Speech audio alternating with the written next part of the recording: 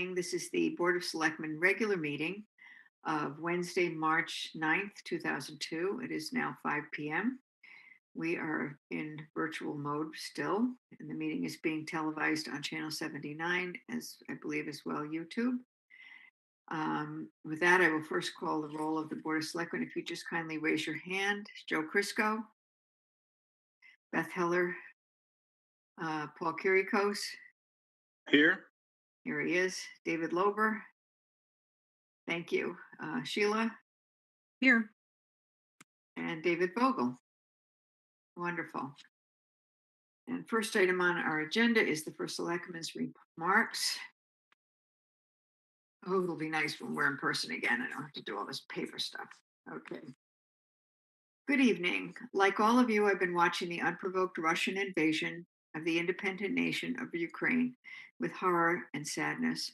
I have written a proclamation, as many other town and city leaders have done, which I will read into the record at the end of my remarks. We cannot ignore this needless human suffering. As I've been saying for the past few months, this year's budget process has been extremely challenging. If all department, board, and commission budget requests were granted for the next fiscal year, our mill rate would be close to 50, which I know you all agree is not sustainable. Last year, the Board of Finance asked each department that this year's budget request be developed with a goal of as close to a 0% increase as reasonably possible. Currently, the Woodbridge Board of Education is requesting approximately 9% increase, which will require a major tax increase. There were no decisions made nor votes taken at last week's Board of Finance meeting, and they will meet again next Thursday, March 17th. The Boards of Finance and Education are working together to find ways to lower that request without harming the quality of education. Once again, I encourage residents to pay careful attention to the budget process and voice their opinions. The most effective way for you to share your opinion and or ask questions is at the Monday, April 18th preliminary budget hearing, when the Board of Finance presents its proposed budget. Following this hearing, the Board of Finance may make changes to its proposed budget, which is then presented at the annual town meeting in May. Our budget crisis is caused by a long-term revenue problem. If we do not grow our grand list soon, we will continue to face increasingly difficult budget decisions. New revenue is critical to fund our high-quality education and other important town services. The town could grow its grand list by expanding its commercial district and also offering new and diverse housing. The 2030 task force charged with growing our grand list will soon refer a proposal to the Board of Selectmen to help with our business district. This will be on our agenda next month, and I'm excited to learn more about it and how it could help us bring more vitality and more businesses to the area. Simultaneously, the Housing Opportunity Study Committee just completed a survey of residents, and tonight, Chair Dominic Thomas will report to the Board of Selectmen with an update on their draft plan to diversify the town's housing options. As a reminder, the state of Connecticut has established a benchmark which requires 10% of all housing in each municipality be affordable. Currently, only 1.18% of Woodbridge homes qualify. We must provide housing which is not exclusionary and also affordable. The former Country Club of Woodbridge property is the largest tract of developable land owned by the town that also has sewer and public water access, which allows for more dense development under our revised zoning regulations. I remain committed to controlling the development of the property and letting voters decide this issue at a town-wide referendum. We must act on our own and avoid having development forced upon us through legal action. Tonight, we will further discuss negotiations with Arbor Haven regarding their proposal later in our meeting in executive session. Betsy, Tony, and I met earlier this month with resident Kent Golden, who discussed his idea to put solar panels on the CCW property. We are exploring that option and how it could complement housing on the property. Additionally, Betsy and I recently met with resident Ingrid Harrison, who presented her idea for developing the former country club. Her ideas are in your packet, as well as another idea from resident Dee Toskis. We also received another email on the subject yesterday from resident Brett Calistro. Since our last Board of Selectmen meeting, Tony and I have met with Dr. Budd and Woodbridge Board of Ed Chair Lynn Piasek for our monthly meeting and to discuss the Board of Education budget. Attorney Weiner, Tony, and I met with the Arbor Haven folks again to discuss their proposal and also make sure they have received the feedback received to date from residents, boards, and commissions. I joined the Strategic Plan Subcommittee for their first meeting. They will be updating us later tonight. I met with Bethwood Baseball League President Dwight Rowland to receive and thank them for the annual donation to the town. Following my monthly meeting with Police Chief Cappiello, Tony and I met with representatives from Eversource about their plan for further quote unquote vegetative management on the land beneath their high tension power lines. You will hear more about that from Betsy later tonight. I also met with the Amity Superintendent, Dr. Byers, and First Selectman Cofrancesco and First Selectman Zioli for our monthly meeting. I attended the SCROG monthly meeting, and I was fortunate to join the Diversity, Equity, and Inclusion book discussion on the 1619 project, where there were nearly 30 participants. It was a wonderful evening. Thank you for that, and now I will read the proclamation in support of the people of Ukraine. Whereas, following the dissolution of the Union of Soviet Socialist Republics, the people of Ukraine on December 1st, 1991, voted overwhelmingly to affirm its status as an independent nation. And whereas Russia's continued attempts to control and resubjugate the Ukrainian people have been consistently rejected by the nation. And whereas Vladimir Putin, in the name of the Russian people, has invaded Ukraine without provocation and in violation of international law. And whereas the invasion of Ukraine by this brutal authoritarian regime is a severe threat to the lives and well-beings of tens of millions of Ukrainian civilians. And whereas tens of thousands of Russians have risked their lives in protest in opposition to this invasion. And whereas Putin's flagrant violation of state sovereignty poses a threat to all international institutions.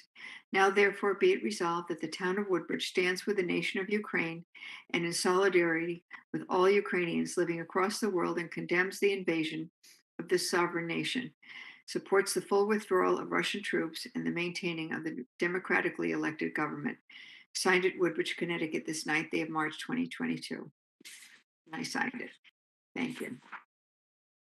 And with that, we will move on to item 3 on the agenda, Woodbridge Board of Education Superintendent, Dr. Jonathan Budd. Here's Jonathan. Good evening. Hope everybody handled the snow well this afternoon, and just a couple brief updates to you. Thank you, Beth, very much. And I'm going to start by just informing the Board of Selectmen what I think you may know, which is that we have started our first week at Beecher Road School of Mask Choice this week. The Board of Education weighed several options, and in fact, it made the most sense to offer mask choice starting this past Monday, March 7th, recognizing different opinions on this issue. We had nearly 700 community members, families, and staff respond and give their feedback. And what I'm most proud of is, even though various people had different opinions on this, we are seeing so much kindness and courtesy.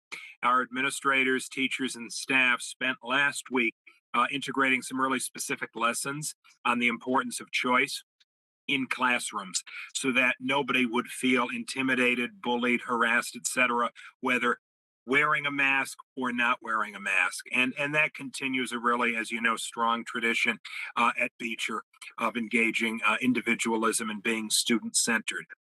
So for your knowledge, 70% of our student population is fully vaccinated, which weighed on the board significantly in favor of mask choice.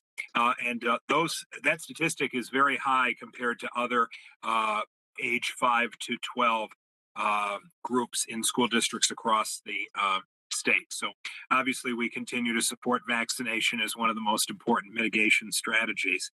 And the second of the two topics I would just like to talk about is, as Beth mentioned, we've had some really good conversations about next year's proposed operating budget. Board of Education continues to talk about that. In fact, we have a finance committee meeting of the Board of Education next Tuesday afternoon. But I would like to just read you this very brief letter that I sent to the Board of Finance, which you may have seen, but it's so brief I think I can read it because it captures our strong working relationship with the Board of Selectmen as well. this was on the day that they were going to start deliberating as the Board of Finance on our proposed budgets. And I wrote, please know that the Board of Education, as well as my office, values the strong partnership that has characterized the Board of Education in the town of Woodbridge for decades. In that vein, collaborative conversations continue regarding potential ways to maintain the excellence of Beecher Road School within a time of escalating student needs while respecting the needs of the Woodbridge taxpayers. So there are competing needs, competing priorities, but collaboratively, we do believe we can work together. We know we can. That was actually off script. And then the final sentence in the letter, our conversations continue to explore numerous possibilities. So Beth, we really appreciate your outreach. We've worked in several meetings so far with Tony. The Board of Finance members last week raised several questions, additional information they would like. So we're in the final stages of developing a fact sheet, which we'll be sending to the Board of Finance. We'll send to the Board of Selectmen as well. We'll be putting it on our website so that we continue to be transparent and offer answers to questions that may be out there. And feel free to contact us at any time or to ask a question now, I suppose, if you'd like. Thank you, Beth. Most welcome. Anyone have any questions for Dr. Budd? Okay. Thank you. And Thank you, everyone. Next Thursday, you'll be with the Board of Finance again. I will be there as well, virtually still. Virtually, yeah. Thank you, everybody. Thank you very much. Next on the agenda is a presentation from the 4-H group, permission to add Woodbridge to the Pollinator Pathway. Joy Prudhomme and Henrine Van Tonder are joining us, I believe. And there they are, one group. Hi there. You have in your packet a lovely PowerPoint presentation so we can follow along, and maybe Joy and Henrine, you just want to give a little intro as to. Yes. We have their, we put in your email into the Board of Selectmen's packet, but maybe you just want to give a quick. Sure. Good evening, and thank you, members of the board, for the opportunity for our Woodbridge 4-H members to present their first project as a group, adding Woodbridge to the Pollinator Pathway. It's my understanding you all have a copy of the PowerPoint presentation that Henrine sent over. And if you've had a chance to look at it, great. If not, that's okay. I'm going to share is it possible to share my screen to play the Google slide presentation? Is that possible? I'm pretty sure I'll be doing that. Yep, there she goes. I see Claire. I don't know Henrine's daughter's name, sorry. That's Ella. Hi, Ella, welcome. And just bear with me here.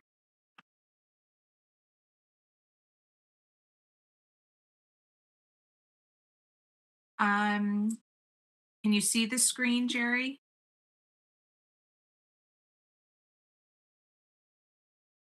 Can you see the screen? It should be now. You can't see it here.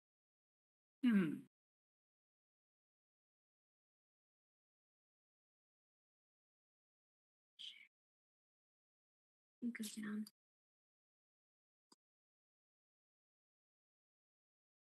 Yeah, I have you set up to be sharing your screen.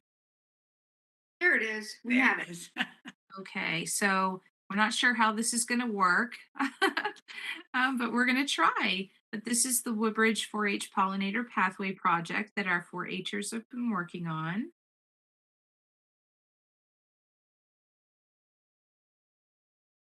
Although we usually think about bees when we talk about pollinators, they can also be birds, bats, butterflies, moths, beetles, or other animals, or the wind. Pollination happens when pollen is moved within flowers or carried from flower to flower by pollinating animals. Although we usually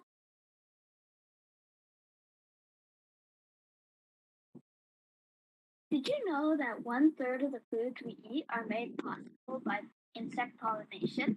In addition to honeybees, scientists have discovered that native bees have a big role in crop pollination, and they do it for free. There are over 4,000 native bee species in the U.S. Pollinators also attract other animals. 96% of the songbirds rely on soft-hide protein caterpillars to feed their young. More pollinators means more birds. More birds and other wildlife like possums and bats means fewer pests such as ticks and mosquitoes.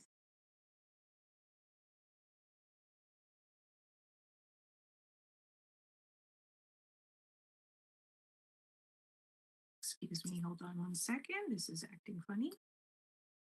If we invite pollinators to our yards with delicious native plants, but then have harmful chemicals on our lawn, we are not doing them any favors. Development causes loss of food and shelter because native plants are limited. Climate change may cause plants to stop growing in certain areas. Climate change can also cause changes in bloom time. If we have a very warm spring and the native flowers bloom early, then we may be done blooming by the time pollinators arrive and there is no food for them.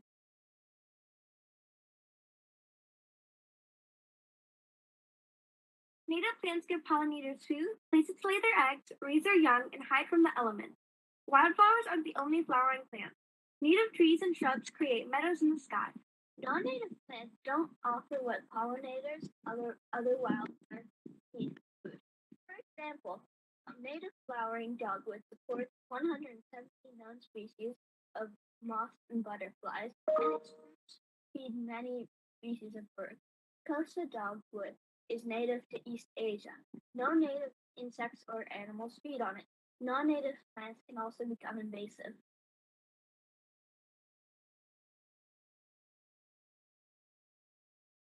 While birds can easily fly far distances, small pollinators cannot.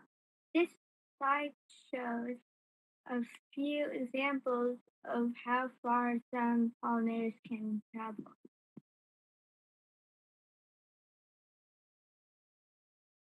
This slide shows how hard it is for small pollinators when safe areas are too far apart. They cannot move to another area for food, mates, and migration, but even a small patch in between can give them a bridge to a new area.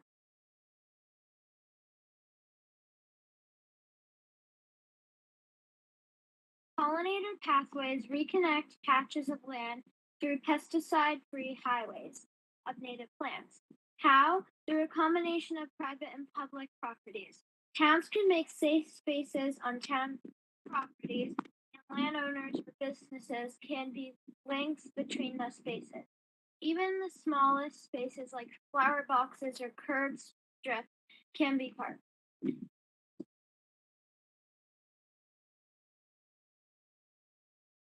A few examples of towns around us who have already joined the Pollinator Pathway project are Bethany, Camden, New Haven, Shelton, West Haven, and many others. We can see on this map that Woodbridge would connect several towns around us.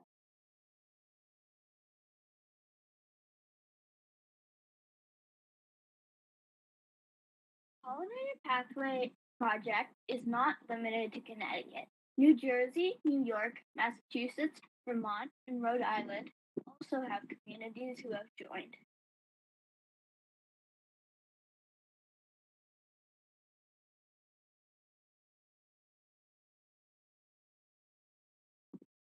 We are lucky in Woodbridge to have a lot of protected land, which gives safe highways for pollinators.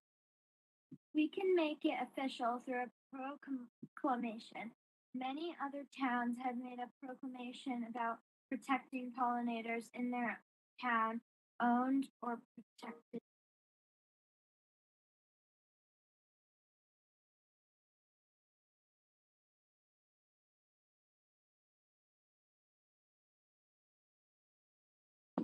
Species are difficult to take out and you need powerful equipment to remove them.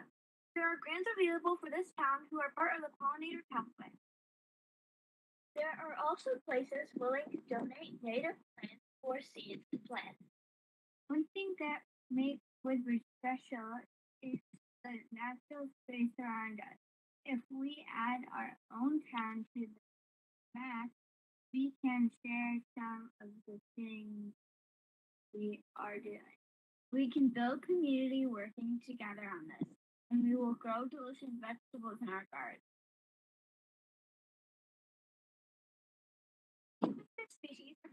Pick out any.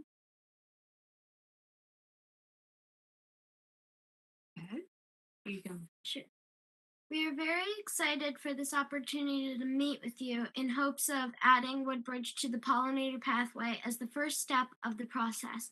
Woodbridge 4-H members respectfully ask the Board of Selectmen to consider making a proclamation adding Woodbridge to the Pollinator Pathway. It is our hope to eventually work with other groups, commissions, businesses, and residents in Woodbridge to recognize the needs of pollinators and of other wildlife and help patch the gaps in fragmented land by devoting parts of our own properties to eradicating invasive species, amending the soil, and reducing the lawn to provide space for gardens with native species and other pollinator-friendly plants, protecting and the health of the soil and those who grow and play on it by not using pesticides or herbicides. Together, we can reconnect our landscape by making our properties stepping stones for the free flow of species across a healthy native landscape. Thank you so much for this wonderful opportunity for our town and our 4-H members.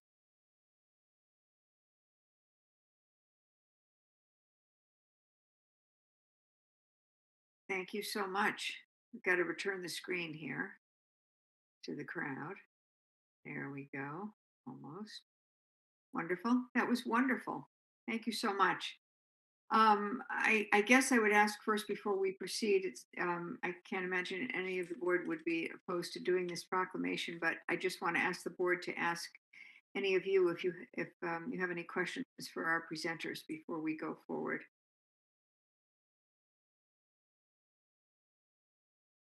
Not a question, but I just wanted to thank you for presenting this to us. This is very informative and very useful information. And I just also wanted to point out that we have one of those town ordinances with regard to use of pesticide on town-owned property. So this, I think, would go nicely along with that. So thank you. So, what are the next? Anyone else have any other questions or comments? Yeah, Sorry. I'd just like, Go I ahead. don't know if you can hear me. Yes, we can. Okay. How's the 4-H doing on this? Are you talking to citizens in the town who may have interest in pollinators? Have you talked to beekeepers in our town or any of the people who might be really interested in the life of these critters? You want to say?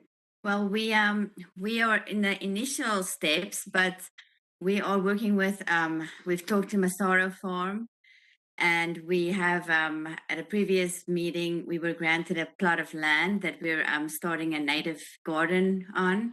We've been in touch with the garden club, and we've talked to the school and teachers, and so we just we also have plans to be at the Earth Day celebration with a stand and have some posters and start spreading the word that way. Well, this was a wonderful presentation. On the slide that showed the state, there were lots of places, cities and towns filled in Connecticut who seemed to be part of the project. Is it a fairly new project? The project started, I think, in 2017, and it's so it is fairly new, but it's been growing really fast. And I think also in the pandemic, many people spent more time at home, and so it's many people got interested in it that way. And it seems like all around us, towns are on the pathway, and so we would just kind of fill in the gap in the middle. Very good. Well, I think the 4-H is doing great work to be involved in this. I liked your presentation quite a bit. Do you anticipate that the state's going to help out, aid in the pollinators situation?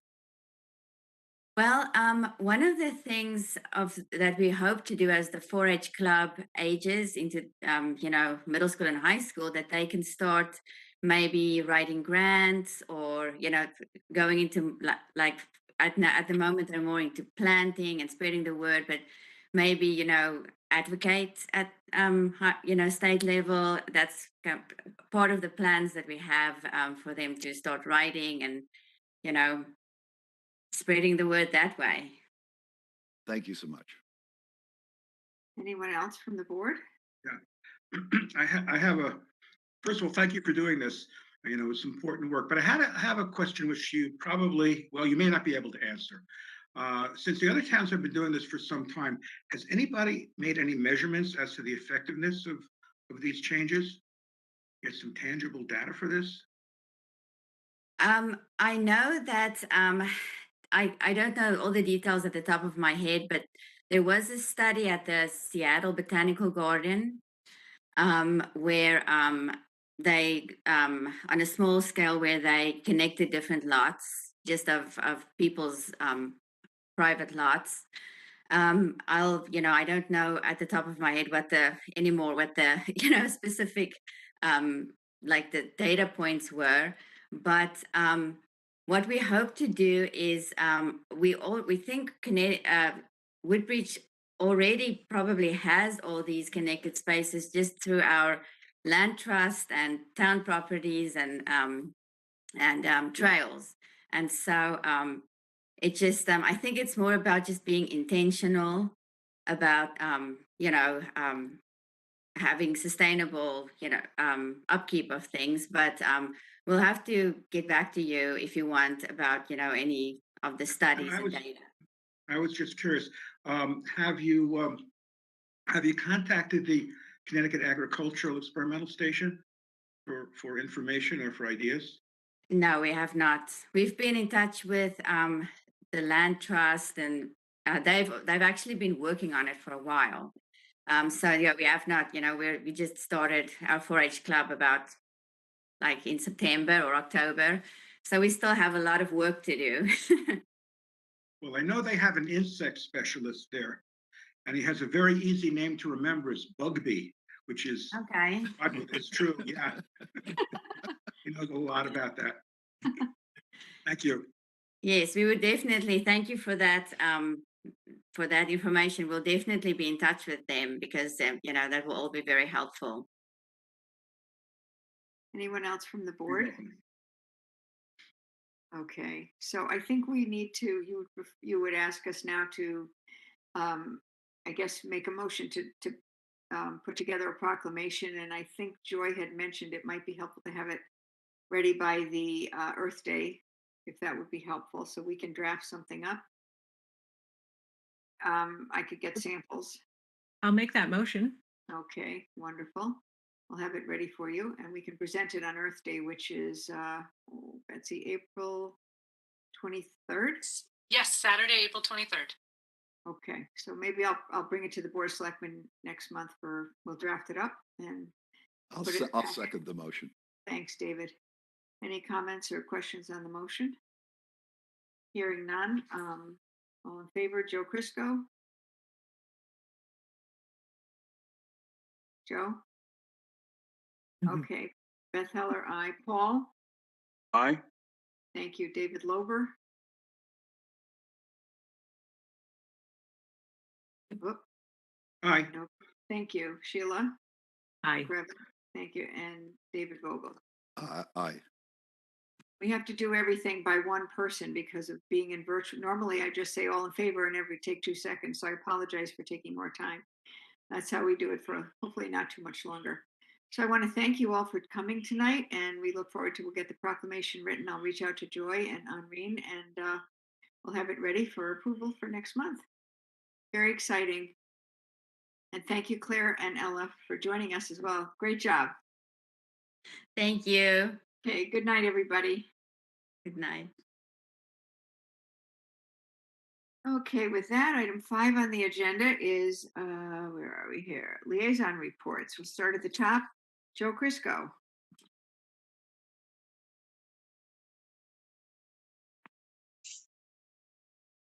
Joe, you have to unmute yourself if you're not, and if I can't tell if you're talking yet, but if you are. Still muted, my friend.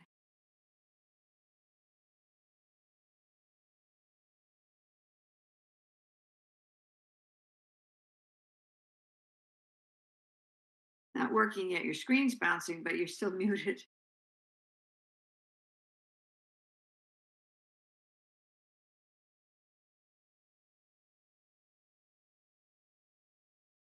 Okay, we'll let you work on that, and I'll go to Paul, and then we'll come back to you, Joe.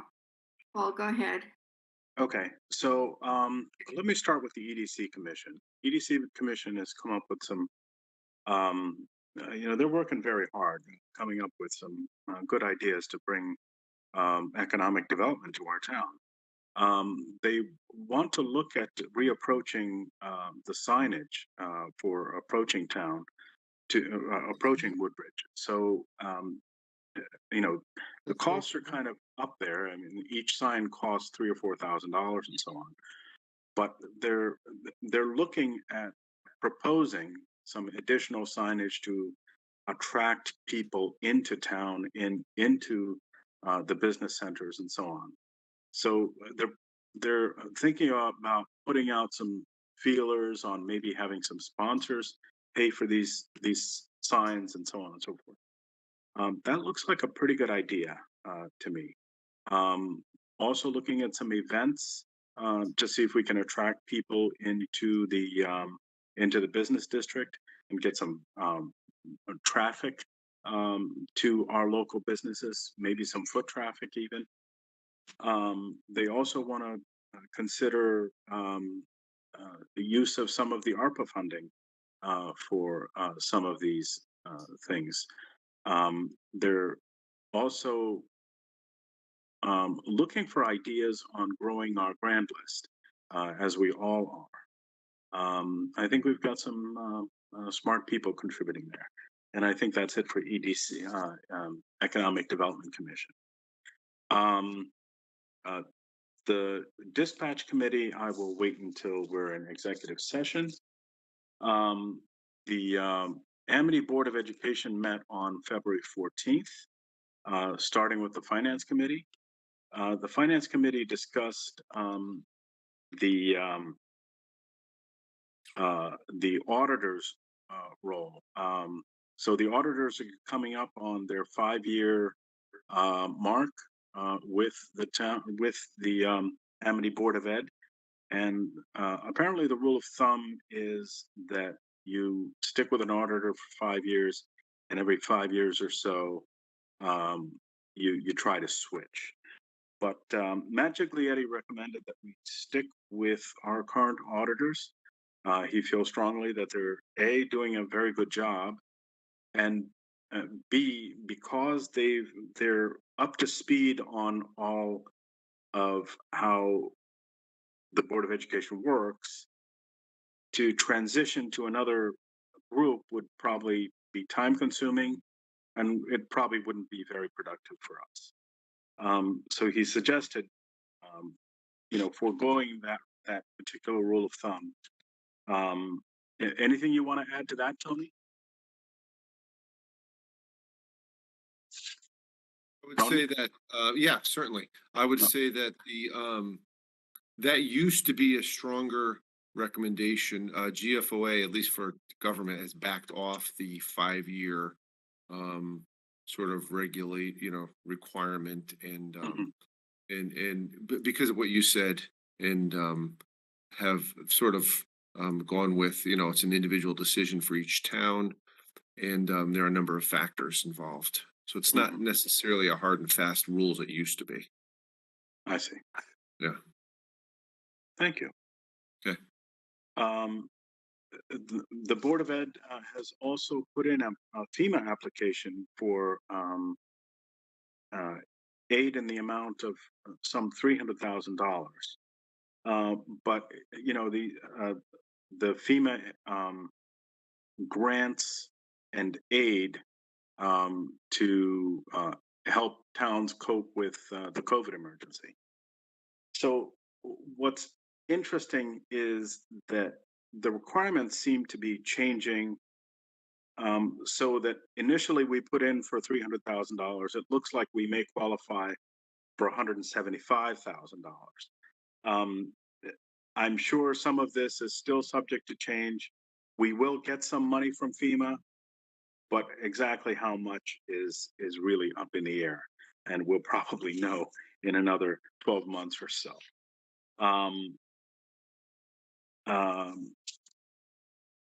And I think that about covers it for Board of Education. Amity Board of Education, I'm sorry. Thank you, Paul. Yep. I think Joe Crisco's maybe up and, Back yep, on? okay, Can good, you yep, hear we me? can hear Thank you. you, yep, thank you, Uh, go ahead, Joe. Thank you.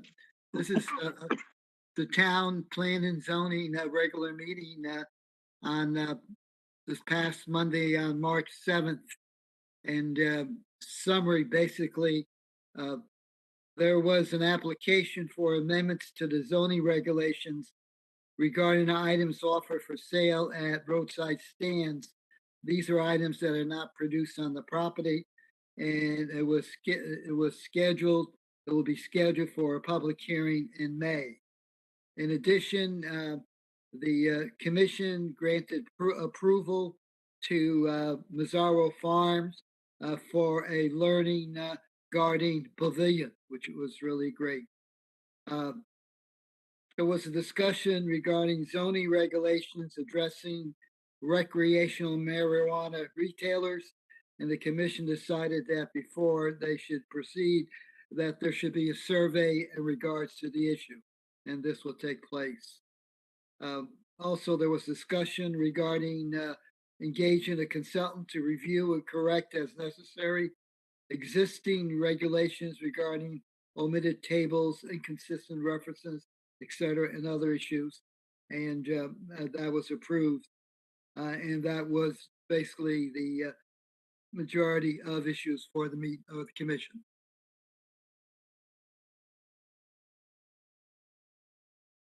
All right, Yep, that's it, that's it. okay, thank you. David Lober. Okay, so, excuse me, the Inland Wetlands Agency met.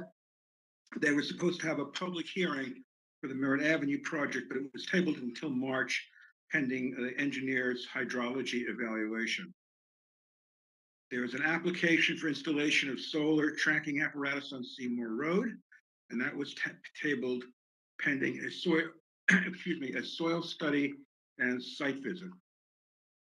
Then there was a request for the release of bond at 133 Peck Hill Road, and that was granted and referred to the TPZ for further action. The Conservation Commission, they were supposed to have a presentation by the Land Trust, but that was postponed to the March meeting. They're working on a greenway project, and their goal is to encircle the town with contiguous green space and connect to adjacent towns as well. The edge of the Woodbridge Country Club property should be included and protected.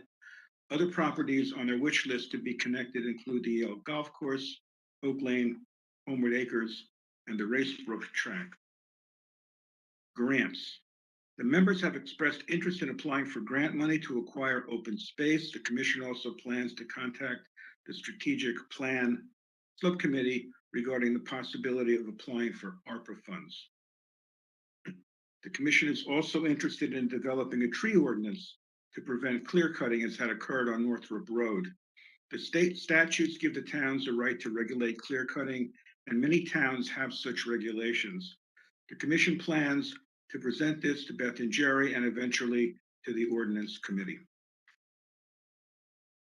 Human Services. David, could I ask you one quick question? Sure. Conservation, you said the properties they're looking at for the Greenway to connect, Yale Golf Course, Oak Lane Country Club, what are the others? I missed it. Homewood Acres and the Racebrook Track. Okay, thank you. You're welcome. Youth Services. Problem gambling has been identified as an issue needing to be addressed, and a program will be presented about this at the middle school. For Pi Day, which is March 14th, they will be celebrated with a pizza party at the middle school after school. And Youth Services is still seeking nominations for the Youth Service Award. Nominations close April 4th. The center is now open for in-person activities with the exception of lunch. A lifestyle change and fitness program is now being offered. St. Patrick's Day will be celebrated with a drive-through lunch sponsored by Coachman Square and Holly Chambron Associates. The center is also looking to hire a strength training instructor and the driver to replace the ones who have left. Human Services. The Human Services budget has been reduced by $10,000 to help lower the mill rate. These changes will result in an inability of the department to meet its obligations to the citizens it serves. It will not allow the center director to take vacation or sick time because there will be no coverage. As a stopgap, funds were redirected from the driver's line item, but then there will not be funds to pay a driver when he's hired. It was suggested that monies from fundraising be used for operating expenses, but this source is unreliable and needs to be kept for equipment purchases. The town needs to decide if it can provide services beyond education. Seniors now comprise 37% of the population. The Red Cross blood drive had over 90 participants. One glitch, however, was the stifling temperature of the room, which is not controllable from other individual parts of the center, but this will be addressed as part of the renovation. The bids for renovation have come in way over budget. HVAC costs have been temporarily removed, but they need ARPA funds earmarked for such if construction is to proceed as scheduled. And they are planning in-person meetings of the Human Services Commission starting in May. And that's all I have. Beth, could I just make one comment? Sure. So we haven't issued bids for the renovation. The budget for the renovation has come in over budget. We haven't actually issued bids yet. I just want to make sure that's the budget is over. Right. The estimates for the work is over budget, but we haven't actually issued bids at the moment. Yeah. So it raises the question where did the budget numbers come from originally? Is that from? Yeah, so it's from there's been some scope changes and other changes in terms of the time and the increase in costs are some of the factors that have caused the budget to change, but we're working on solutions. Okay, glad to hear that. Okay. Thank you. Okay. It goes the town of Woodbridge. Plow truck up my street. They were hard at work. Okay, Sheila, sorry. Sure. So my liaison report for Beecher, since our last meeting, there have been 2 meetings of significance. First was the Woodbridge Board of Ed's regular meeting on February 28th, which I attended virtually. My liaison report to them described our action on February 22nd, right, to make our budget recommendations. And I noted that we reduced the Beecher budget by roughly $45,000.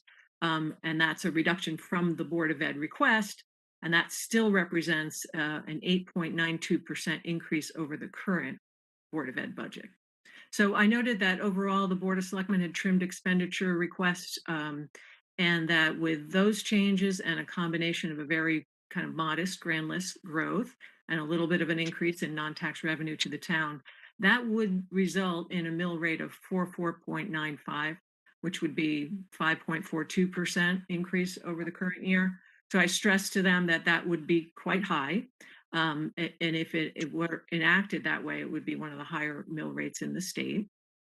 As Beth mentioned, the second meeting with regard to Beecher was that the Board of Finance met March 3rd, and they'll meet again now on March 17th to take up our recommendation that went to them and then to vote on a budget that will be presented to the public for their consideration at our preliminary budget hearing April 18th. So as I've stated at both our February Board of Selectmen meeting and again at the Woodbridge Board of Ed's February meeting, we strongly support pre-K through K-12 education in Woodbridge, and we appreciate that the Woodbridge Board of Ed has been carefully identifying Beecher needs And we're looking forward to continuing to work collaboratively to ensure that we can work out a plan that we can sustainably fund education budgets over the coming years. So that's the report for Beecher. That's where we stand right now. With regard to CUPOP also met that same day as the Woodbridge Board of Ed met in February. That was February 28th, busy night. So I attended that one as well virtually. I think I've previously indicated in my liaison reports here that CUPOP is concerned about trash and roadside pollution, especially as that affects publicly owned property. So I know tonight we will receive a formal request to consider ordinance language that might address that. So I'll leave that till later in the agenda. And then one other item from CUPOP. They were talking a little bit about their overall purpose as a commission and the most efficient use of our collective local taxpayer funded resources for their meetings. So I believe we can probably discuss that a bit further again under that agenda item for the ordinance committee, where we're going to be looking at all ordinance. Of course, CUPOP is created by an ordinance. So again, later in the agenda. That's my report. Thank you. David Vogel. Thank you. Welcome. Before I start, I did have one question for Paul, if he's still listening. Paul, I just wanted to know about the EDC. Yes. Do you happen to know if they use that report that was done by the Yale Urban Design folks, the 2013 Village of Woodbridge report? The only reason it comes to mind, I think it's called the Village of Woodbridge Development Concept Plan, and we do have it somewhere on our website. But they mentioned signage as one of the suggestions 10 years ago, and I just wondered. It's kind of a really nice report. I would suggest it to them if they don't use it, but it would be a guiding possibility for them as well. Do you happen to know whether they? No, I'm not. Betsy, do you know? Yes, so they have reviewed that document. They just came up with their goals. And in order to come up with their goals, they reviewed both that document and the economic development chapter in the Plan of Conservation and Development, and agreed on some things in both of those plans that they believe to still be relevant. So they reviewed that document relatively recently. Thank you. So my report, my commission report, on February 14th, I attended the Library Commission. As usual, Jim Moriarty runs a very efficient meeting, very focused, and they do good work. The budget, of course, on everybody's mind, so they start out with some discussion about gifts that have come into the library. The library is one of the places that clearly has a large number of supporters who are generous and wish it to be prosperous. We did hear just a couple of the items that we heard about. Library, as of January 17th, has gone to their full 54 hours that we are more accustomed to. They do need to fill some positions in order to support those operations, but at least temporarily they were doing it with the staff already on hand. I'm sure that Tony has told us numerous times about the budget savings because of the staff cuts that they made during COVID because they weren't running programs, and now we're at the other end where they'll be ramping up, but they're still well within their budget at this point. And the ongoing discussion there that will be carried forward into this month is the discussion on modifying the circulation policy to perhaps eliminate overdue fines. So that's still ongoing discussion. And that's it from the library. And then on February 28th, I went to the Recreation Commission. We know that the role of recreation in COVID has been important to the town's mental well-being. So I'm going to just talk about a couple of the programs that have ramped back up that weren't here perhaps during COVID. Volleyball Winter League had 6 or 7 teams. They played in Beecher South Gym.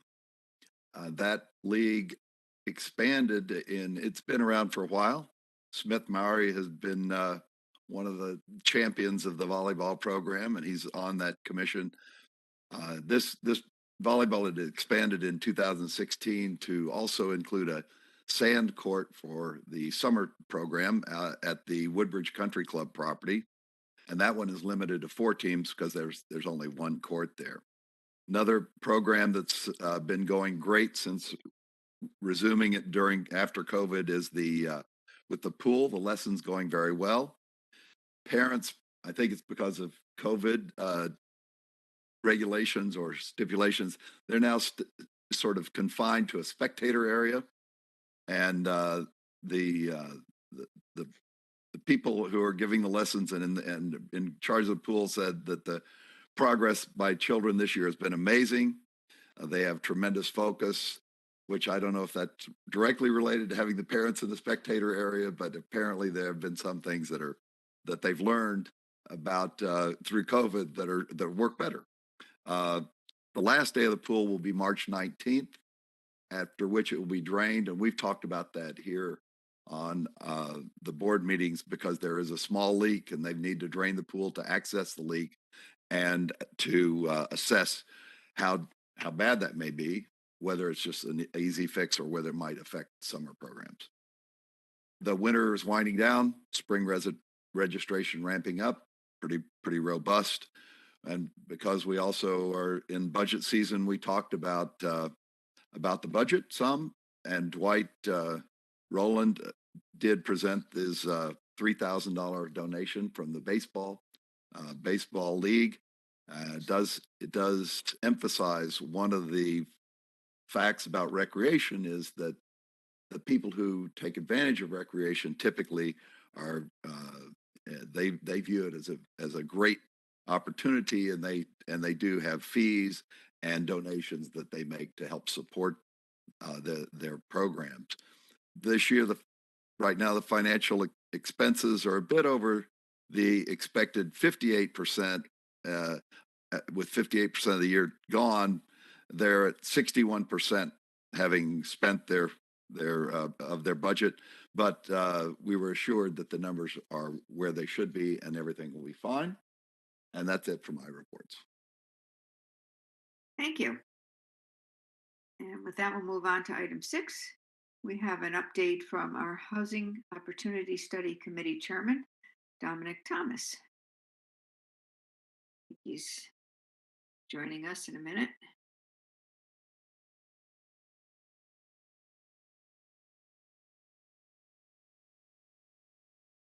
I think you can all see me, and hopefully you can all hear me. Good evening, my friend. Thank you very much. After the wonderful presentation by the 4-H Club, I may incorporate the corridor that they want into the Fair Housing Plan, if I can. But it was a wonderful presentation. First of all, I want to thank the Board of Selectmen for appointing the members of the committee that you chose. It's a wonderful committee, hardworking, and very dedicated. And it's been a pleasure for me to serve as their chairman since the beginning of 2021. And we were tasked, as you are aware, with formulating the long-term plan to comply with federal and state law and to promote a mix of housing opportunities, including in the development of the affordable housing plan as required by the state. We looked at, and we have a phrase that we talk about called Big A and Small A. Big A affordable is the affordable housing that is deed restricted in accordance with the requirements of 8-30G. And small A is something that we talk about often in the committee. Small A is to increase the housing stock and the diversity of the housing stock, which by increasing the supply of it, you are also impacting the costs and creating a more diverse population. So our goal, and as we talk about constantly, is to come up with a plan that addresses the housing needs of all of Woodbridge. The committee, from the beginning, has been very actively involved in gathering information about Woodbridge and gathering information from other towns as to how it can be applied to Woodbridge. We have reviewed carefully with the help, and it's been a tremendous help to have Christine Sullivan as our staff on it and to provide us with information on infrastructure, land areas. We've reviewed other housing plans, and we've attended Zooms and other calls on topics relating to our report. The South Central Regional Council of Governments then were able to, they did a survey in, I think in September into October. And actually, to tell you the truth, we were a little bit, we put some comments in about the survey. We helped adjust some of the questions. And I want to report that Woodbridge was one of the highest, if not the highest, in proportion of responses to population. And then they generated a report. These reports are on our website, and they're very interesting to read. So subsequent to that point, the consultants from the SCROG have met with us several times to present some of these reports. And I strongly suggest that you look at the information, which I will get to in a minute. In the fall, I think early December, we had a presentation, a public presentation, unfortunately again through Zoom, by David Fink, who's a consultant to the SCROG and a housing expert in the state of Connecticut that I've had the pleasure of working with on many issues. Then we had 2 Zoom meetings to discuss the SCROG survey results, and these were very interesting. The one was we were put together with Madison and North Branford, towns of similar size, and be able to compare the statistics from those towns. And then we had a one-on-one with the SCROG consultants. In addition to that, and I'll get to it, we also did a Woodbridge tour. We took them on a tour. But during this time, the main work of our commission and our survey committee, which was a subcommittee, which was an excellent committee, we developed our own survey. And that survey was put out in February and concluded on March 4th. And again, the results are on our website. And I have to admit to them that I was totally wrong on question number 16, which was an open-ended question. And having taken surveys, I said, I really don't think you should have the open-ended question. However, and I'm not sure what the final answer is, the 14 pages of single-spaced single-spaced answers to those questions, which should be up on the website, is an interesting read. It's not just an interesting read for housing. It's an interesting read for the Board of Selectmen, the Board of Finance, and every other board to read what happens when these people get to freely keyboard their answers into it. But it addressed a lot of issues, and I strongly suggest you do it. When we had the meetings with the SCROG, there were a couple things. I'm not going to go into a lot of detail of how much what the statistics were, but I've listened to your meeting from the very beginning, and there's a couple of things that are that came up that you apparently realize. Woodbridge, I believe, is the oldest town in age. I don't mean old town to town, but in age of the population, and in the SCROG. And under the studies that they presented to us, the population will decline substantially over the next 20 years. One of the reasons being it is such an older population, and there does not appear to be the appropriate number of younger people moving into the town. And one of the things we as a committee have to consider for our report is what we can put into our report, what diversity of housing can be done to attract younger people into the town. Younger people are, and when they come into the town and they go into types of housing, they eventually go into housing that exists. They eventually stabilize. They then contribute to the economic development. One thing I've learned, and for those of you that don't know what I do, I'm an attorney who has a substantial land use practice. And one thing that I've learned over doing it is when you're looking about economic development, people come first, then the economic development follows.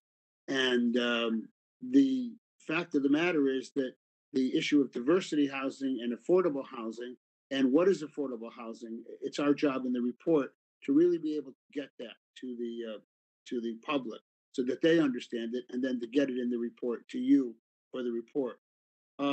We had a joint meeting with the SCROG consultants and P&Z that was very good, and we had a presentation at one of our meetings from Chairman Rob Lee of the Planning and Zoning Commission, which was excellent.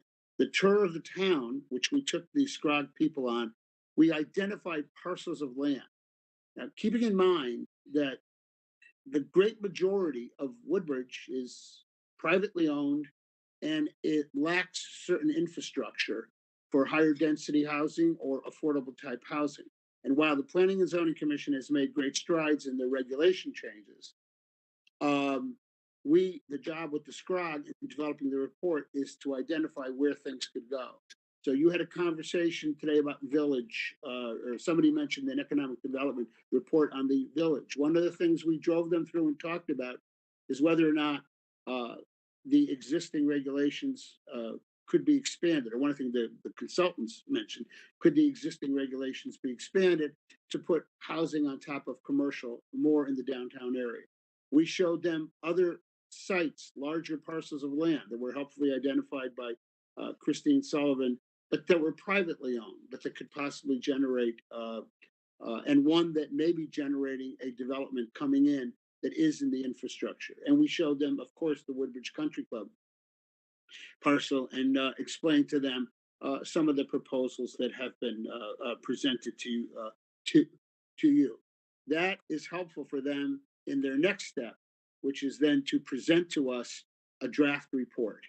And then we have, which will be the end of March, beginning of April, we then have the time, which in April, to refine that report.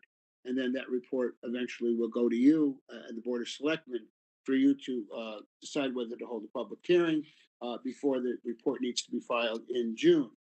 One of the things we've done, and I know we really want to be able to have this in person. I hope orange, yellow, purple, pink, whatever it happens, but we've scheduled a public meeting, a public information session, and our public outreach has done a good job for March 30th, Wednesday, March 30th. We took advantage of what I call the 5th week of the month, so we're not interfering with other meetings, and we're hopefully going to be able to have it in person at the JCC, and so that we can really communicate and educate on the issue of affordable housing, and correct some of, not correct, that's a wrong word, to explain some of the things that we have received through both surveys, especially through our own survey. Finally, and what I will explain to you is there's been, we've identified several parcels of town and several parcels in town. And you have to, when you're looking at the report, you also have to address town-owned properties. And I know, since I read the Woodbridge newsletter and I read the little newspaper, there's a lot of conversation about the Woodbridge Country Club. Our committee is aware that you have pending proposals. And when they knew I was going to be coming here, we had a discussion at our meeting, which is on the first Wednesday of the month. And all our committee's position is that we recommend that the Board of Selectmen wait for our report, which isn't that far away, and use that report as a factor in what your decision is going to be concerning the Woodbridge Country Club. That's what we think we have done. This committee is wonderful. It does a lot of hard work. It comes from different angles. Nobody's afraid to speak out. And the subcommittees are fantastic. The subcommittees make the chairman look wonderful. Found that out when they work that hard. And so we just ask you to look at the information that we will be presented to you, use it as a factor, and I'm strongly suggesting to read a lot of the stuff on our website. The reports from the surveys and the information from the SCROG and its consultants is fascinating, but it's also, as one of our committee members said, it's scary. And we need to not just address the issue of affordable housing, diversity of housing, but some of the information is necessary to address how Woodbridge proceeds in the future. Thank you very much, and thank you for allowing me to serve on this committee. Thank you, Dominic, and please pass along our thanks to every member of the committee for all their hard work. I've been trying to tune in when I can, and you are indeed a wonderful group of folks that are very committed. And I can probably agree with you. I'm only one person that I think we probably should wait for your report before we make, a final decision. And I don't know what the consensus of the board is, but I think it's important that we do that. Certainly regarding the Country Club of Woodbridge property. So, anyone have any questions for Dom? Go ahead, Sheila. So Dominic, I want to thank you for your work. I think I have watched every one of your meetings on YouTube. And I did actually watch very carefully the meeting that you had on February 17th when you went through the draft information from SCROG with TPZ. So I was able to find the report itself on the website, and I've kind of gone through it. I have a series of questions. I'm not going to take time tonight, but I did write them up. So I wonder if I should send them to you and you can forward to SCROG. Do you want me to send them directly to SCROG? I had questions primarily regarding how the assisted living facilities in Woodbridge are impacting both projections of our death rate, affordability of housing, if they're indeed counted as rental units. I imagine they're quite expensive. I don't know if SCROG will be able to answer questions like that, but I thought it might help the public to understand what that impact is. I do think the question about whether they're counted as rental units was brought up at one point, and I thought it was answered in the negative, but I'm not going to say that, I'm not going to make that statement. I would, if you want to send it to me, or what I will do with it is then give it to Christine Sullivan, to the entire committee, who will then forward it to Eugene Lifshitz, who's the head of SCROG, and it's important that we get answers to those questions. One of the things, and this is important for all the Board of Selectmen to understand, one of the things that I want to do, especially approaching the public and my committee, is we've talked about this, is I want to create as many questions as I can, even ones that we haven't even thought of yet, and try to get the answers to them so that we are able to appropriately respond to the public. Well, I'm happy to contribute to that. And then I guess the only other question that I have, and this might be more for the Board of Selectmen, is in terms of timing. I know we have that June 1st deadline for the Board of Selectmen to act, to send the plan forward. So I'm imagining that if you're presenting in April and we set a date for the end of May, we'll be able to act at the end of May. But I'm just wondering if we're going to be able to schedule these dates, because as you're scheduling your end of March presentation, that makes me think we've got just 2 months after that. Well, the end of March, the public is we hope to be able to educate them and receive an input. I mean, and I don't want anybody to take this the wrong way. If 100% of the people we talked to are in the survey said we don't need affordable housing, we need to draft an affordable housing plan. That's our task. Okay. So, but that being said, it's important to have the public input, which public input creates public education. So that's why we're going forward with this. That's why we hope it can be one-on-one. The one with David Fink was more of a presentation by David. This one, we hope to be able to have it. But in and around that time, we're having a meeting with SCROG, and then we're having a draft report from SCROG. Our goal is to get you something by the end of April, not our goal, our requirement, so that you can then decide as a Board of Selectmen whether you want to hold a public forum, public hearing before the June 1st date. I was an advocate that, given COVID and everything, that the state should consider pushing it out a month or two, but obviously no one was bothering to listen to me and to give us more time to get public input and public education. But you will have it in time to schedule your public hearing. And my committee has already been informed of the fact and already understands the fact that once a month meetings are going by the wayside. So, Beth, can I just say something quickly? Yes. Dominic is right. The statute does say, the statute under which the committee was created, the Board of Selectmen can hold a public hearing on its own for people to come and respond to whatever the the preliminary plan or the plan that was offered by the committee. And then the Board of Selectmen has an opportunity to have another meeting when it will actually vote on the plan, which will have to be before June 1st. And at that time, the Board of Selectmen can also have input from the community. So there's two opportunities for the board to get input from the public, in addition to what the committee is so admirably doing, to make sure everybody knows what these issues are. So Jerry, I just wanted to ask a legal question about whether in order to have a public hearing, we have to publish the draft plan and then give it 30 days. And I don't know if you know the answer to that. The statute is pretty clear. It's totally vague on whether it has to be published in accordance with the charter. I would think that we can set our own timetable for making the public aware of when that meeting. It's outside our charter, this kind of a meeting. It's really pursuant to the state statute. The state statute is unclear on what type of notice needs to be given or how long in advance the notice has to be. So I think it's up to the Board of Selectmen to set those parameters. Okay, great. Thank you. Any other members of the board have any comments or questions? Okay. Again, thank you, Dominic. Welcome. Hard Enjoy it. work. Thank the committee again, and we'll be looking forward to hearing from you very soon. Thank you very much. All Appreciate right, it. take care. Take care.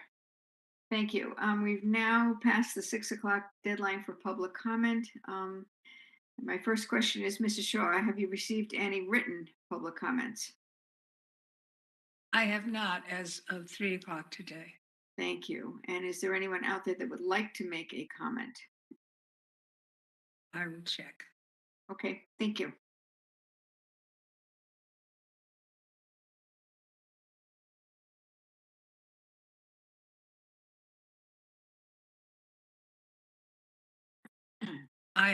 It appears there's no one there to make a comment. Okay, thank you so much. Next on the agenda is item 8, Administrative Officer Director of Finance Report. I'll turn it over to Tony Genovese. Thank you, Beth. Welcome. So I have our monthly report through the end of February, and that's an estimated budget surplus of $662,000. Because we have an allocation of fund balance of $400,000, that would be an actual projected increase of $262,000 to our fund balance at the end of the fiscal year, which leaves just about a $7 million fund balance, or 13.5%. The big adjustment, the big change here is in intergovernmental revenue. The intergovernmental revenue is an anticipated $434,000 surplus, which is up significantly from the previous month.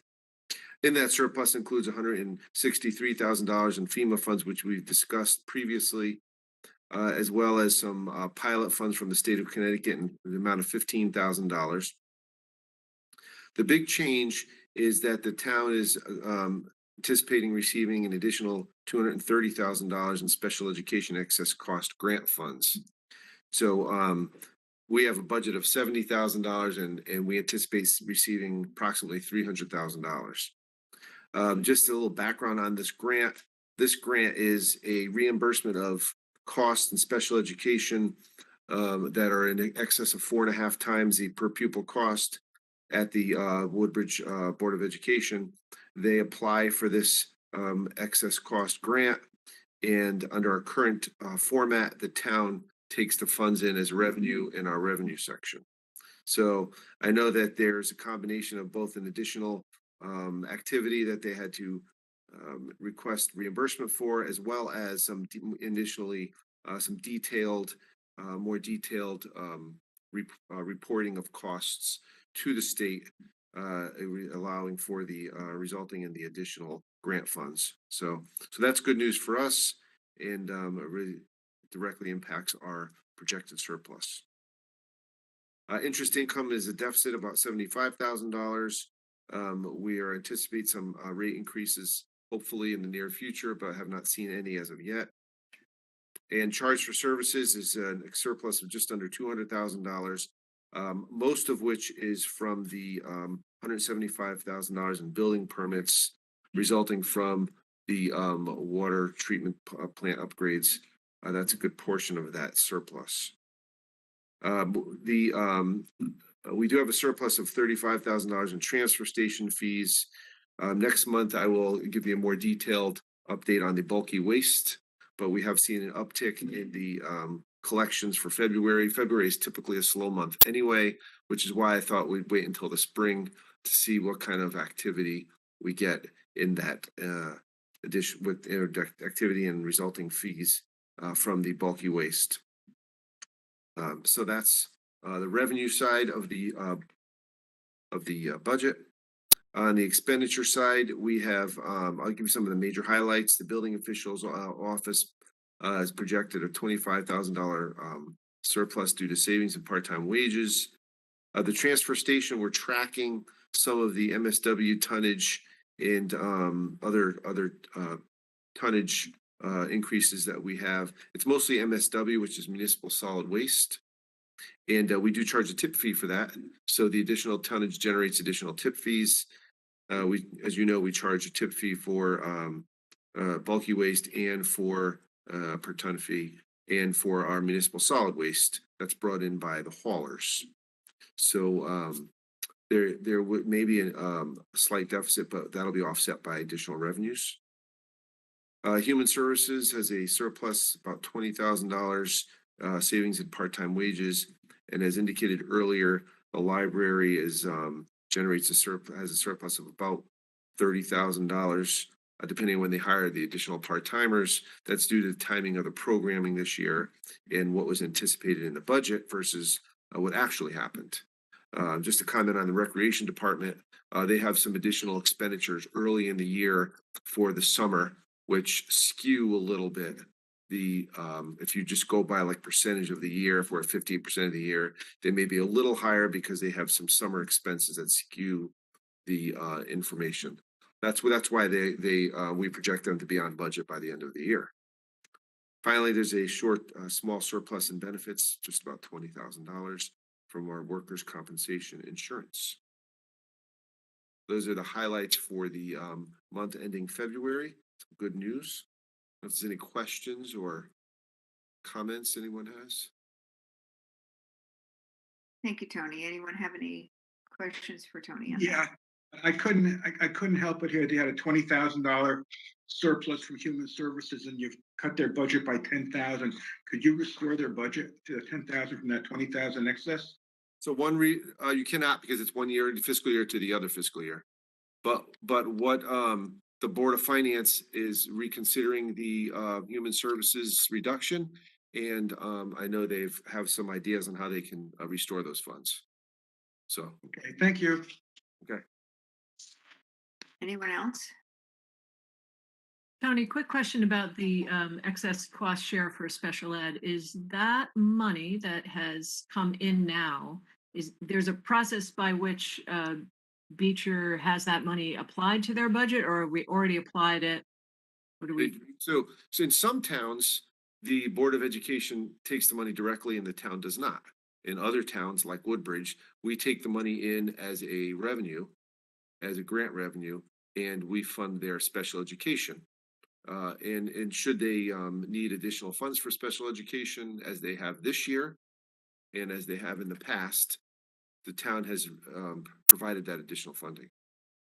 So it's essentially money that we're getting reimbursed from last year's expenditures? No, they're this year's. All this year. Okay. Yes. So if So they by have the time they have the expenditures, then they have to send it up to the state, and then they calculate the reimbursement. That's why we don't get we get a portion of it in February and a portion of it in June. There's we get like most of it in February, and then towards the end of the year they do the final, and then in June we get additional funds based on the final reporting. So it's really a reimbursement, true reimbursement grant. Okay, that's great to know. Thank you. ECS on the other hand is a formulary grant, Mm-hmm. right? So there's a formula, they apply it, and we get an amount based on a formula. Yeah. Okay. Thanks. Okay. Tony, your projected fund balance is now up to, you have it as being 13.5%, is that right? That's correct. By the end of the year? Yeah. And that's more than we're carrying now as a percentage, is that right? I mean, Ye- what's our target usually? For, you mean for our fund balance? Yeah. Yeah, so it's, we've discussed this, 12, 13% is generally the range where, at least we've discussed in the past, that is a good, sort of area to be in. And so there are some decisions that could be made about that in the budget process.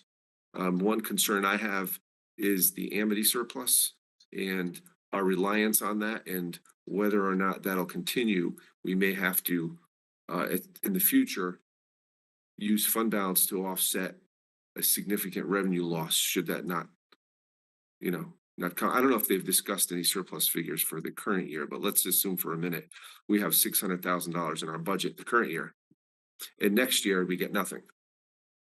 Well, that means it's an automatic $600,000 increase in your taxes without a single thing happening. Yeah. And so it would be my guess that's going to happen eventually, I would imagine. And so that's where you need your fund balance to help, at least. I mean, it doesn't mean you can't use it in smaller amounts for other things. I'm just saying that that's something I see happening in the future that we should at least plan for. That's all. So, and in this year's budget, you said we had 400,000 that we planned to take out of We that. planned 400,000, right? So, Right. you can increase that to 500,000 or 450 or whatever, but. Tony, in response to that excellent question, you and I always discuss where Woodbridge stands in relation to other Connecticut municipalities on our fund balance, and I think you saw statistics where we were right about the middle of the pack. Is that Yeah, we're about the middle of the pack, correct. I would say nationwide, we're low. A lot of towns nationwide are, in excess of 20-25%. But in Connecticut, we tend to have smaller fund balances. And I'd say we're probably in the middle of the pack. So I think that's a good reference point in response to David Vogel's question. Yeah. So I'll just throw another bit of caution in. I did watch a Orange Board of Finance meeting, and I think they're setting 0 for surplus coming back from Amity next year in their next year's budget. Oh, interesting. Okay. They're certainly advocating for there not to be surpluses, and so they're sort of putting their money where their mouth is in terms of planning. They have 0. Thank you. Anyone else? Anything for Tony? Okay, thank you. Next item on the agenda. Report. I believe the first one is a line transfer, correct, of 2122-00 in the amount of $3,000. This is from, there's a memo from Dwight Rowland. This is the $3,000 that was spoken about. I think David Vogel mentioned it in the recreation report.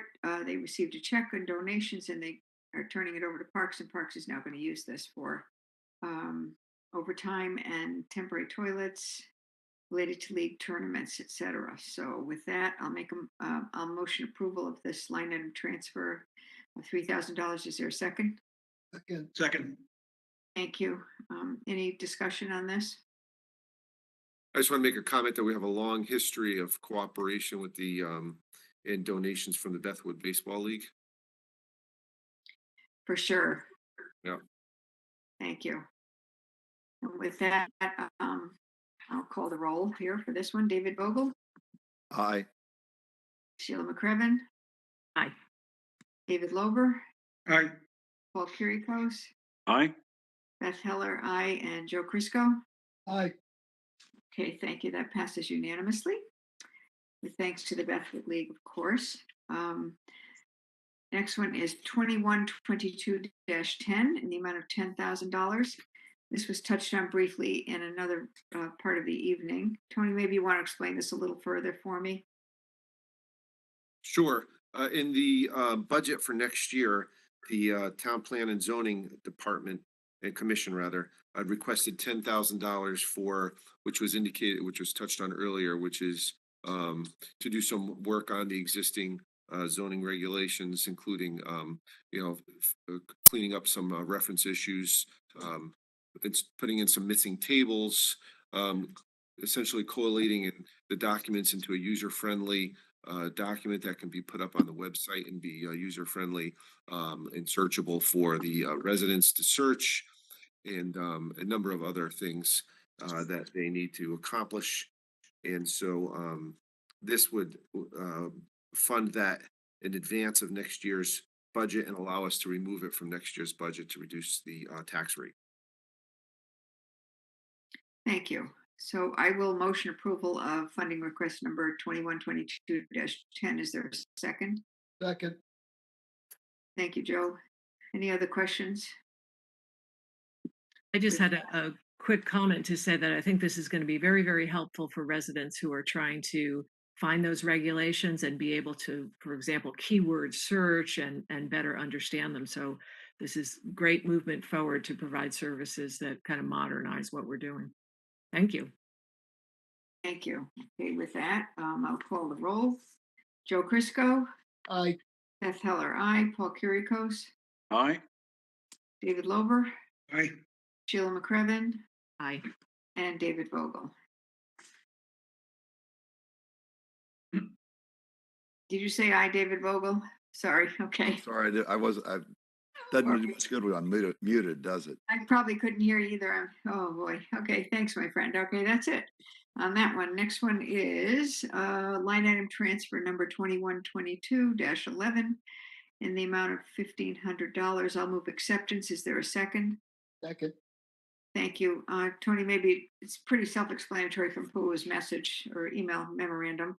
Maybe Right. just anything to add? No, she Anybody? pretty self-explanatory. So did I motion and approve it? I did. I mean, somebody seconded it. Okay. Yep. Any questions on this one? Okay, great. Joe Crisco. Aye. Beth Heller.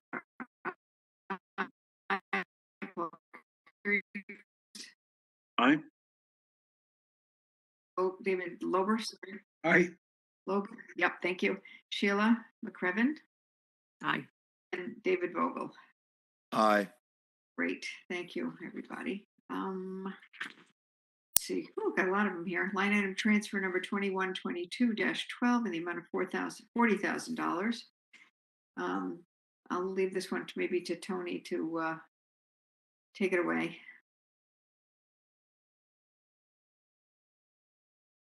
So this line item transfer involves the primarily due to the winter storms, and it contains two items. There's $30,000 for overtime to address the overtime as a result of our winter storms, and a $10,000 from equipment parts for some repairs, primarily due again to the winter that we've had.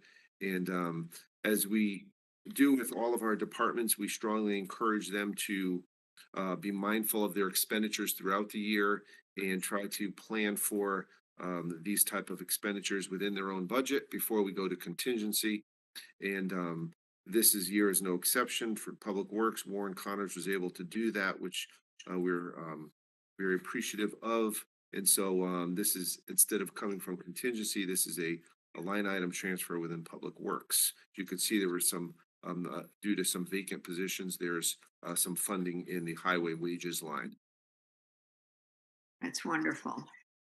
So I'll move acceptance of line item transfer 2122-12 in the amount of $40,000. Is there a second? Okay. Thank you. Any other questions or comments for Tony or for me or anybody? Okay, with that, David Vogel. Aye. Sheila McCreven. Aye. David Lowe. Aye. Aye. Paul Kurikos. Aye. I got Paul, yep, okay. Yeah, Beth Heller, aye, and Joe Crisco. Aye. Thank you. Another line item transfer. 2122-13 in the amount of $5,000 for the purchase of additional treated salt for road treatment.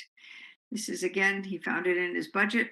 Warren does a good job, as Tony said, $5,000 from road maintenance to sand, salt, and materials. Anyone have any questions? I think this one's fairly self-explanatory. Hearing none, I'll move acceptance of line item transfer 2122-13, the amount of $5,000. Second.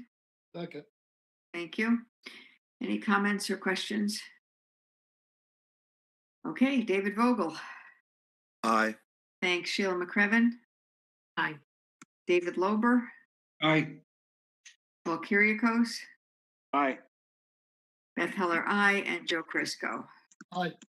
Thank you. I just want to make a comment, Beth. Go for it. Okay, so as we discussed earlier, the town is very strict, and the Board of Finance in particular is very cautious with using contingency funds. Paul remembers this from his time on the Board of Finance, and so we encourage departments to fund unanticipated expenditures first in their own budget. This year, we have $135,000 remaining in our contingency fund. So while it's always there for unanticipated expenditures, we've done a good job at controlling that this year. And so the Board of Finance could use that to offset the budget increase next year if they so desire. So I just want to mention that. That's a good point. Thank you so much. Are there any more funding requests that I've missed? No, that's it. Okay, great. Thank you. Next on the agenda is bulk pickup charges for institutions of faith, and I'll call on Tony for this, please. So we received a request from our institutions of faith for a waiver of the bulky waste fees. I guess we've done that in the past, and when the fees were nominal, it didn't seem to be a big issue. But based on the fact that we have a higher fee, that's nothing that we would waive unless we had an acknowledgement or an approval from the selectmen. So that's our request. This is if they're doing construction or something like, bulk. Correct. If there's, it doesn't happen all that often. It's right. It's not their weekly garbage pickup or things like it's just that. if there's a few items here and there that are to be disposed of at the transfer station. And it's usually typically nominal in nature. Yeah. I have no problem with doing it. I don't know how the rest of the board feels. We could just make a motion to grant it. Would we do it for a permanent thing or just now, or what's the best way to proceed with this? I would say that you would approve this, but for nominal items. In other words, it can't be, a big renovation project, but of items that are of a nominal in nature. That would be my suggestion. If you want to do it at all. How would we define nominal? Yeah, good. Nominal would be a really difficult standard. I think it's got to be approved. If the board wants to approve it, they should approve it subject to the discretion of the finance director town. Okay, that's fair. You, and if you think it's too high, then you come back to the board for approval. Right, that's good. And why would we, it seems to me to single out any group, I just don't understand what the governmental reasoning but behind giving special treatment to any group within the town. Has somebody got an explanation for me for that? I would say probably the reason why is because it's been waived in the past for many years, and so instead of continuing with that, I felt it was appropriate to bring it to the board for their review. And I've asked if there were other groups that this has occurred with, and I was told that there are no other groups or institutions or entities that receive the same consideration. So. I have a question regarding timing. Tony, is this meant to be for just this fiscal year and annually the board might renew that? Or, Could do that. That's an option, certainly. Because we can't really commit future boards of selectmen, right? Unless we were to put this right into the ordinance where that, I know the ability to set the fee on an annual basis is in the ordinance for the Board of Selectmen to enact each year. So maybe we, would consider it yearly. Certainly tonight, if we're considering to the rest of the fiscal year, that's one thing. That's only through June 30th. But I don't know, legally, Jerry, is it an ordinance that we'd have to amend or?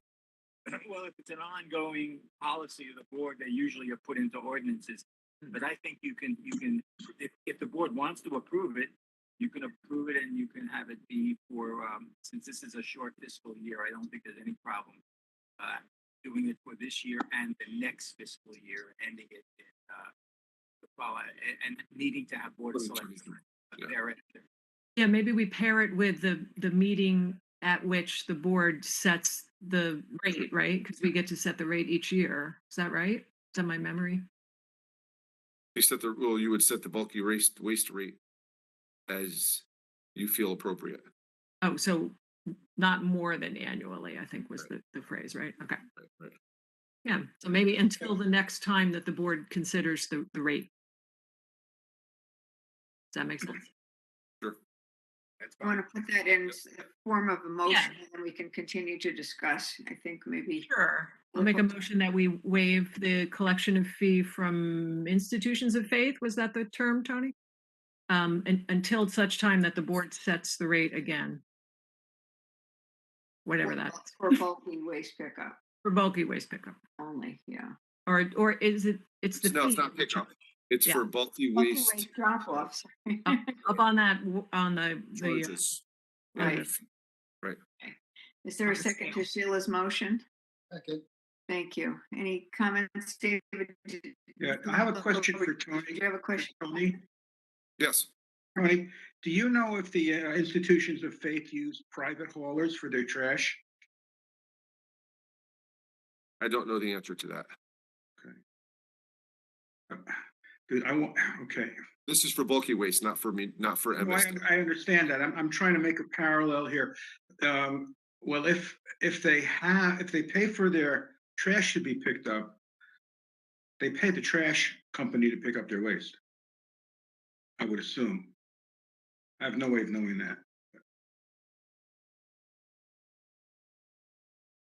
How much money are we talking about here? It's not very much. It's let's see.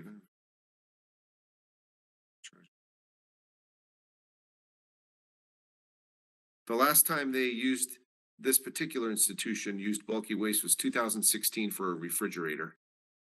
So it's, probably just the minimal charge, and it happens very infrequently. It's probably, it looks like it happens when there's a piece of furniture that you can't just send to a garbage. Not like a large piece of furniture.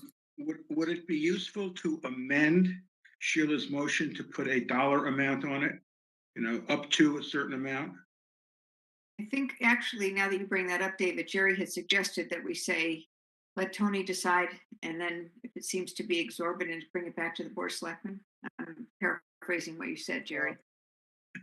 Is $1,000 exorbitant, or is $600 exorbitant, or is $200 exorbitant? I mean, that's a moving target. You're putting a lot of pressure on Tony. Right. Yeah. I think we should come up with a number, and it's clean that way. We don't have to put anybody on the spot. Say, well, it's only $900. It's not that much. You know what I'm saying? Well, I would put a limit on it. But Jerry, I think you're muted, Jerry. We're not ignoring you, Jerry. We just can't hear you. You can do it either way, and that's a fine way to do it. Yeah, a dollar amount. Okay. I'm not, my personal issue or my thought about it has nothing to do with the money involved. It just has to do with, sort of, it's a little bit different than when you somebody to use a ball field or, some of these other things. It's because you're just making an exception to what all the institutions and people in town are normally expected to do, and I just don't know why we do it. I'm looking for a reason. I understand it that they're good people. I don't not support the concept, but I don't see why we would do that. It seems arbitrary to me. I don't know. I don't think the institutions of faith pay taxes to the town. Is that correct? Right. They don't pay, and they don't pay pilot, payment in lieu of taxes. No, so they that's been established for institutions of faith. This is a municipal fee. You could sort of Oh, so you're considering it as if it were a tax? As a tax, and therefore would come into that, Oh, they don't pay for services, they don't pay for the use of the roads or police or the fire department, I think it would fall under that category. See, I could argue both sides, but I think you can parallel saying we don't charge them taxes or for service, and if we make it a small dollar amount, it shouldn't affect anybody. So, So with okay, that, I David, understand what's it. your amount? I What would do you say recommend? $500, Oh, yeah, that's more than, that's a that's very more than enough. generous amount. Yeah, it is. Yeah. Well, I think knock it down then, and knock it The down fee to is 250 or whatever the you fee is want. $200 a ton. And so I can't imagine they're gonna bring more than a ton worth of stuff. You want to go with $200 Yeah. per year? Yeah, Per year? that's fine. I Everybody think good it's with more than that? enough. Yeah. Sheila, will you accept that as a friendly addition or I change? to your will certainly accept that as a friendly amendment. Okay, not to exceed $200 for 2 years. Okay, so we have that motion. We had a second, I believe. Good job. Any other questions, comments? With that, get my little paper here so I don't forget. Oops.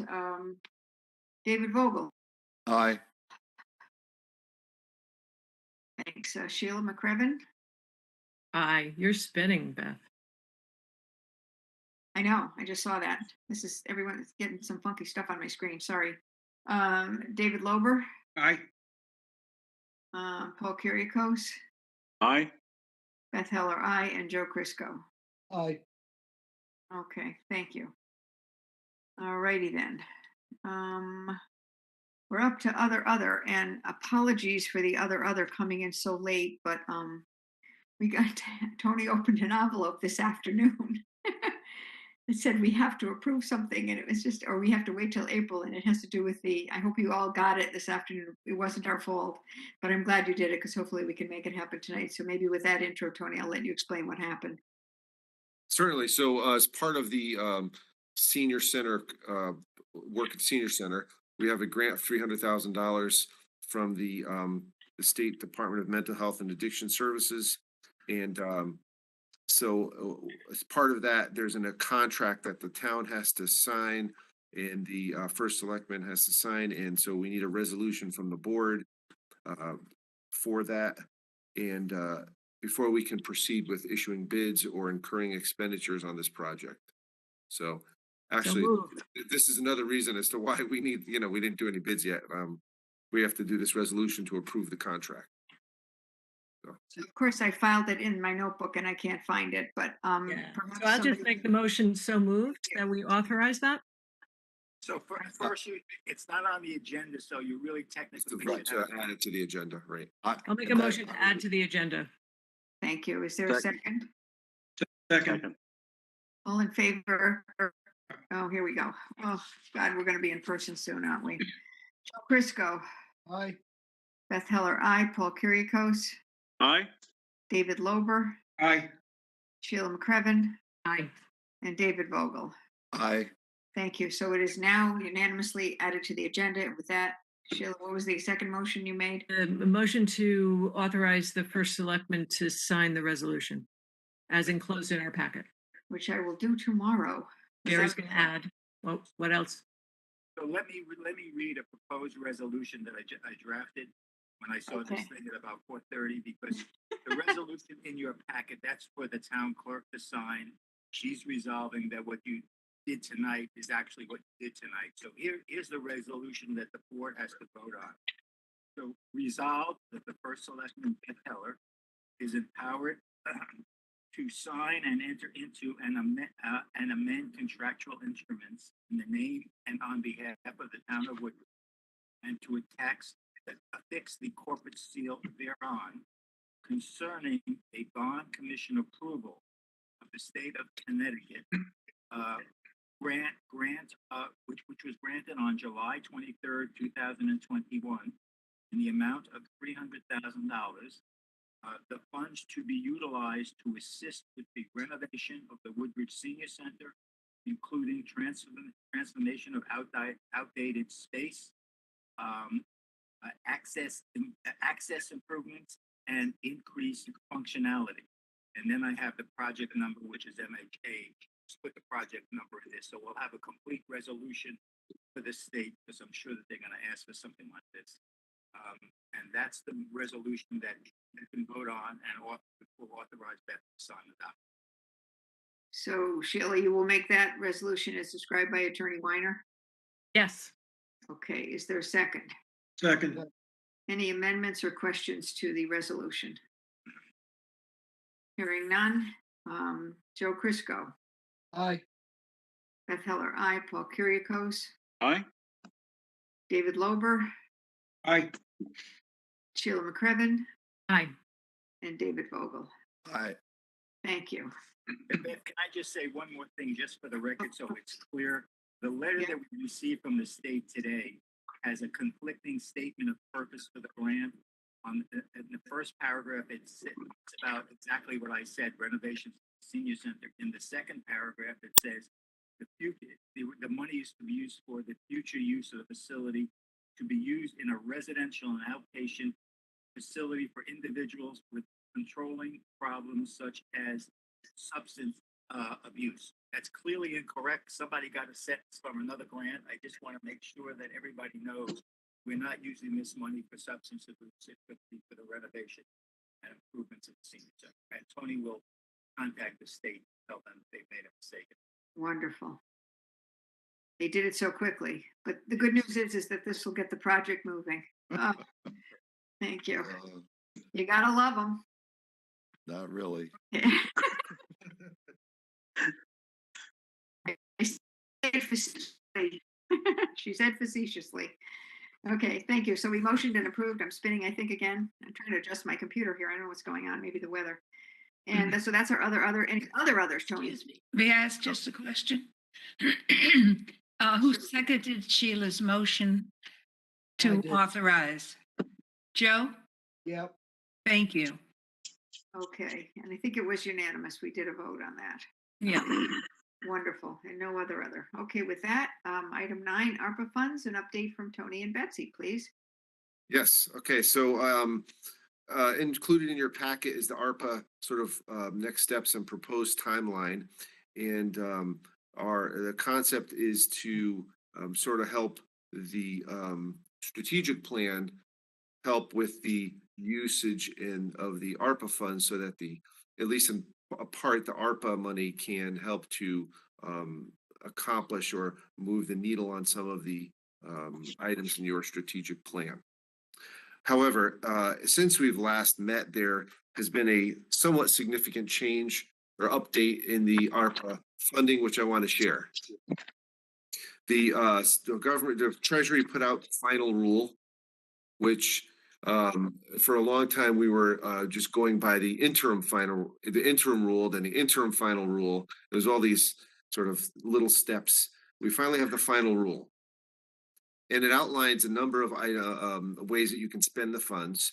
And one of those is revenue replacement. We've talked about this before.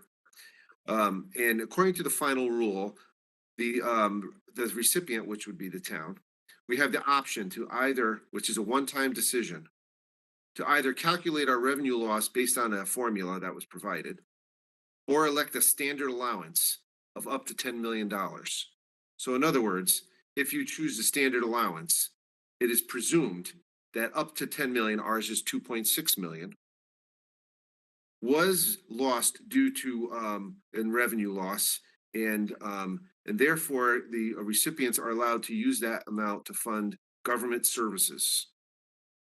So just to reiterate, it provides greater flexibility for the town, should we choose that option, to use the $2.6 million ARPA money for government services. It has to be something that the government typically does and has historically done. And you can use it for that. It's pretty vague other than that. And the reason is because they use 10 million as sort of the cutoff for that standard allowance, keeping in mind that there are a lot of communities that received a heck of a lot more than $10 million. So this takes a lot of the sort of bureaucratic red tape out of the use of the funds. So I thought that was some good news, which you'd want to consider. We have to make that allowance before April 30th of this year. So if that's the direction we want to go in, which I would recommend, we can do that. And that sort of loosens up some of our restrictions on this use of these funds. However, the following 3 restrictions still remain. You cannot add it to your fund balance. You cannot supplant expenditures. In other words, if you have an appropriation for an expenditure, let's say to buy a truck, you cannot use this to buy that truck and then free up that money to do something else. So you can't supplant. That's called supplanting. You can't use it for something that's already been, funds have been appropriated for, and you can't use it in any long-term liabilities. So we can't put it in a pension fund or an OPEB fund or anything like that. So those are sort of the 3 restrictions on the funds. So I wanted to just mention that it's a significant change for us because we fall below the $10 million standard allowance threshold. So I think that's. So Tony, are we limited to 2.6 million? Is that the number? Yes, 2.6 million is what we've received, and we've actually received 1.3 so far, and we should receive the other 1.3 in June. And knowing the way the government operates all these years, I would wait till we receive the second 1.3 before we spend it, because you never know. Why not to 10? I mean, I don't understand. Because we didn't get 10, it's up to 10. So it's for any town that received up to $10 million has that ability. Or if you received $50 million, you can use 10 of it under the standard allowance. You see, so the 10 million. We can't up that money? No, we're only receiving a certain amount, which is $2.6 million. Good idea, but no. We got what we got. That's how much we were allocated by the Treasury, and that's what we can use. So Tony, with regard to timing on that, if let's say let's say it's a truck that is being considered for the budget but gets cut by the Board of Finance, let's say, before our budget is set for next year, and the money comes in June, does this count as supplanting if we were to pay for something that was cut? So I think that's a gray area. If it was cut, I think that's a gray area, actually. If it was presented, I'm not sure about that. It would have to be something that, that's a good question, but.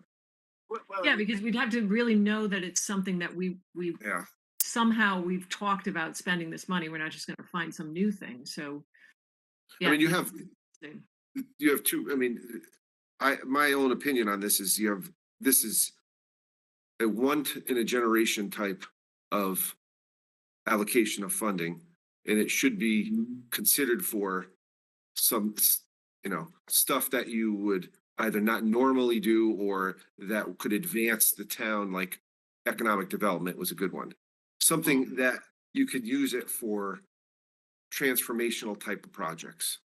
Yeah, that's just my opinion. Like, for example, the HVAC system or something that's important that benefits a lot of folks. Right. Rather than small little things like in New Haven, they're recouping money for those kind of small issues. I think it's important for us to use the ARPA money for the greater good. Some towns are doing, for instance, there's a lot of examples of what other towns are doing, which we can certainly get for you. Some towns are doing loan programs for facade improvements or other business type loan or grant programs. There's a lot of creative thinking on this.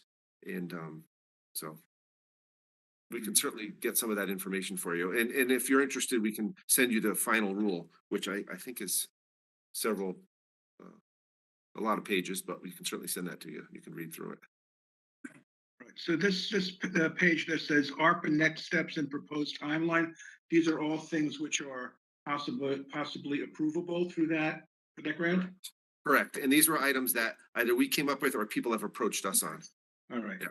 All right. Well, if you'll indulge me for 2 minutes, I would like to make a very strong pitch that now might be the time to start implementing that Yale program for the business district. And the reason I say that is because if we're looking to expand our grand list, one way of doing it is to make the business district more attractive and to get more people to come in and use it, and perhaps get more people to come in and bring businesses there. Now, I don't know if you've reviewed this plan, but you know, I've looked at it, and there's a very nice summary. I'd just like to hit a couple of highlights so everybody understands what Yale was looking at. Basically, they want to make that into a unified village district, a kind of main street, so that all of the shopping areas are connected, so there are sidewalks, so people can walk, because pedestrian traffic drives purchasing. And if you've ever gone to any of the little towns, you know, around Connecticut, Madison, Guilford, Milford, they're walkable, very walkable. You go to one shop and you stop in another shop, and that really does drive the commerce. So they have a number of very good suggestions, a lot of which are not very expensive. But what they want to do is they want to encourage development of a lively, mixed-use, pedestrian-friendly, and attractive commercial and residential district serving Woodbridge and the region. So they think that that would bring people from other areas in to shop. They want to develop policies and programs to create incentives for property owners to improve existing sites, facades, signage, etc. They want to encourage shared parking, to remove all this parking that's single-use parking, where you go to one business, you park there, and then you leave and you go to another business and you park there. If you have centralized parking, it would encourage people to walk as well. It would also get rid of a lot of the paved surfaces, which would be helpful in terms of water control. They also suggested working with the DOT when it comes to, for the current study of the intersection of routes 15, 63, and 69, with possible improvements to enhance safety and smooth traffic flow, and enhance the quality of commercial and residential life in the village. They want to improve vehicular traffic through the village, especially east-west roads. And just a couple of more items here.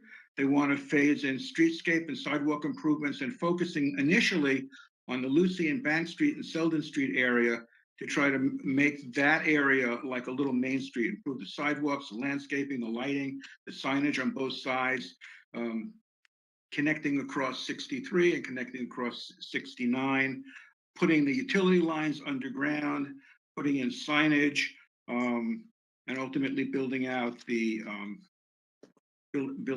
village. And they also want to establish ongoing cooperation and sharing of information between the Economic Development Commission and the Planning and Zoning Commission, and also to set up a business improvement district and special services district. I don't understand how those work, but I understand there are some benefits to doing that. And I think this is the right time. The planets are sort of aligned now. We want to grow the grand list. We have talked about improving the business district. We might have a little money to play with that. And the study is set up in stages, so you can do it a little bit at a time, with the first recommendation being that Selden Plaza, changing the sidewalks, changing the cuts. David, I don't mean to interrupt you, but I think that I'm done. we're going to talk about this related to 2030, correct, Betsy?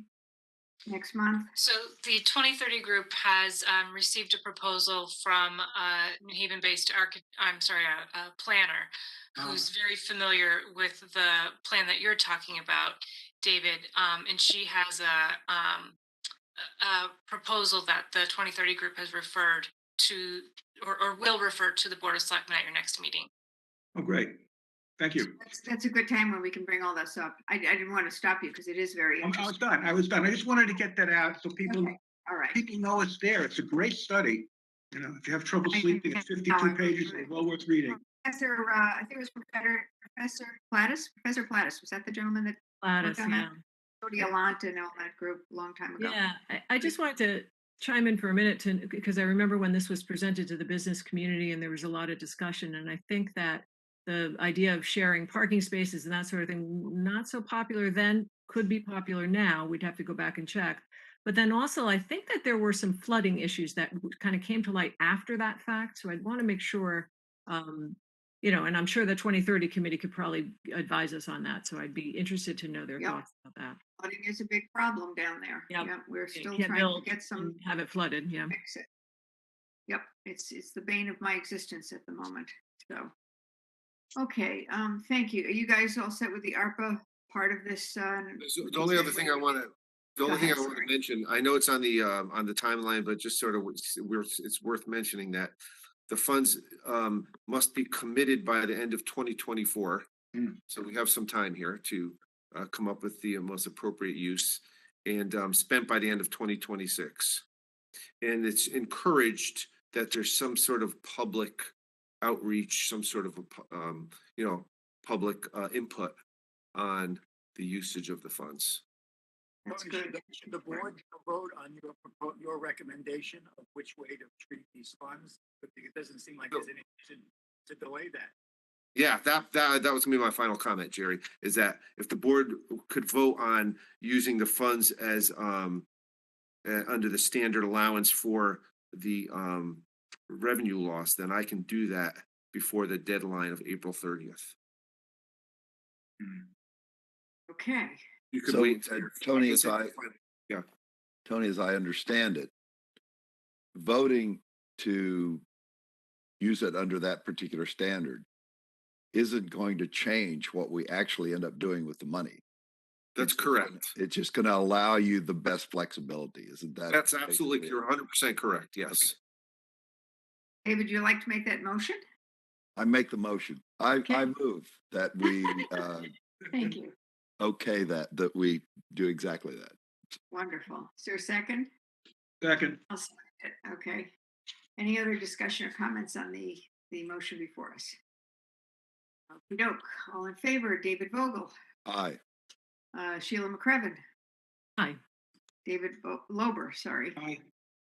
Paul Kyriakos, Aye. Beth Heller, aye, and Joe Crisco. Aye. Wonderful. Thank you. So that part is all done. Tony and Betsy, and good segue into item 10, which is the strategic plan update. And we have our two selectmen that have been working on this with Betsy and Tony. I went to the first meeting, and take it away. I think Betsy included in the packet the draft of where we are. Both David and Vogel and I met. It's a total of 3 meetings now, February 14th, February 28th.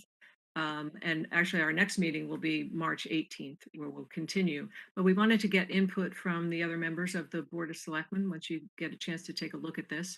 In the interest of time tonight, I think we could probably say if you have comments for us, if you can get them to us before the March 18th meeting. And if anyone has questions, we'd be happy to talk a little bit more or not. Yeah, I can only add to that what we did here was look at this and try to get it down to just bullet points that we considered to be strategic points that we can mostly agree are important core issues for our town. And then as we go along, we could add items under each of these categories that would be more like the tactics, because I doubt that we'll agree on the tactics, but we should be able to agree on the strategy. Mm-hmm. I just have a comment that I think so far what I read is excellent. You guys have done an amazing amount of work in 3 meetings, and I thank you for all of this. I have a question about the quality of life. The first sentence is maintain and services at appropriate sustainable levels. That's a typo. That's my fault. I apologize. It should say maintain services. Okay, I thought maybe there was a something and other services or something, and I just wanted to expand on that, but great. Other than that, I think it's excellent so far. Real good work. Yeah, so the concept there, just so people understand, we're looking at what, as a Board of Selectmen, we're kind of charged with doing, right? Maintaining appropriate levels of government service in a couple of categories, but we wanted to make sure that quality of life was in there, because that includes things like recreational services, library, human services, et cetera. So we want to make sure we've got everything in here in appropriate categories. Yeah, maybe Sheila, you want to sort of outline for them what our just basic thinking was on the big blue point items. Yeah. So we talked a little bit about how we want to sort of lay this out in, we must do this, we also want to do this, and we will have methods to make sure that it's sustainable, right? So that's where you're seeing maintaining and investing in the infrastructure and facilities, ensuring the financial stability going forward. That's where the 2030 group, et cetera, is going to come in. the quality of life initiatives, and that way we've got a framework, we feel. And importantly, we talked about the very many different studies and reports and then initiatives of different ad hocs and standing committees. And we were viewing this as a way that the Board of Selectmen can kind of keep on top of all the different developments and understand where they fall in our priorities. It's meant to be all encompassing. But we're having some great conversations, and I would say we're finding broad areas where we're agreeing on things, and it seems like we'll be able to inform the public of exactly how we're seeing things as we develop this document.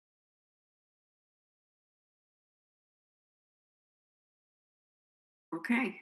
Anybody have any other comments, questions for Sheila or David or Betsy or Tony on this?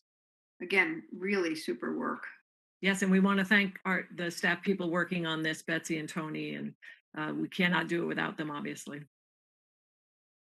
They do the heavy lifting. Yeah. Yeah. Okay. Thank you, guys. Next, we have the Administrative Office report. Item A is the Eversource vegetative management, they call it, which to me is taking down, a lumber operation. It's dreadful. Last time they did it, but David, you remember Vogel, Lober, I think, right? You were on the board the last time they did this over. Sure do. Yep. Well, Yeah. they're back. I'd like to try to head that one off at the pass if we can. I hauled these people in and I said, guys, I don't want to repeat of, you've got to, apparently they're going to some of the same neighborhoods that they were already in, where they just went in and basically cleared the land. It was just dreadful. So we gave them forewarning, and the reason for bringing it to the board is to let you guys know, because should we have a repeat of what happened last time when they just mowed everything down, we will have residents probably banging on our door, and we have no control over this other than to just tell them, you have to let the residents know exactly what you're doing before you do it. And we had a meeting with Tony, and I met with folks, and I think there was only one person at that meeting that was at the last working at Eversource at the time, but he did remember how dreadful it was. And it was, so we just wanted to, so I'll turn it over to Betsy for just a quick update, but it's in your packet, and stay tuned. We're going to keep an eye on these guys. They have the right to do it. It's just, So Jerry, if you could let me share my screen, I can show the PowerPoint that everyone has in their packet. And in the interim, while we're waiting, I just want to let you know two other quick items. After, unrelated to Eversource, after many internal discussions, we've decided not to pursue the pay-as-you-throw trash program through the Department of Energy. We don't have the bandwidth to take this on right now, and unfortunately, an additional complicating factor is that the other towns pursuing this program either provide trash pickup or contract directly with the vendor that does. We're in a different situation here in Woodbridge. We allow our residents to contract with the vendor, so that gives us much less control over the situation. And we're hopeful that next year we might be able to pursue this with a little more time to follow through on those conversations. So I see that I'm now the presenter. I will share my screen so you all can see this document.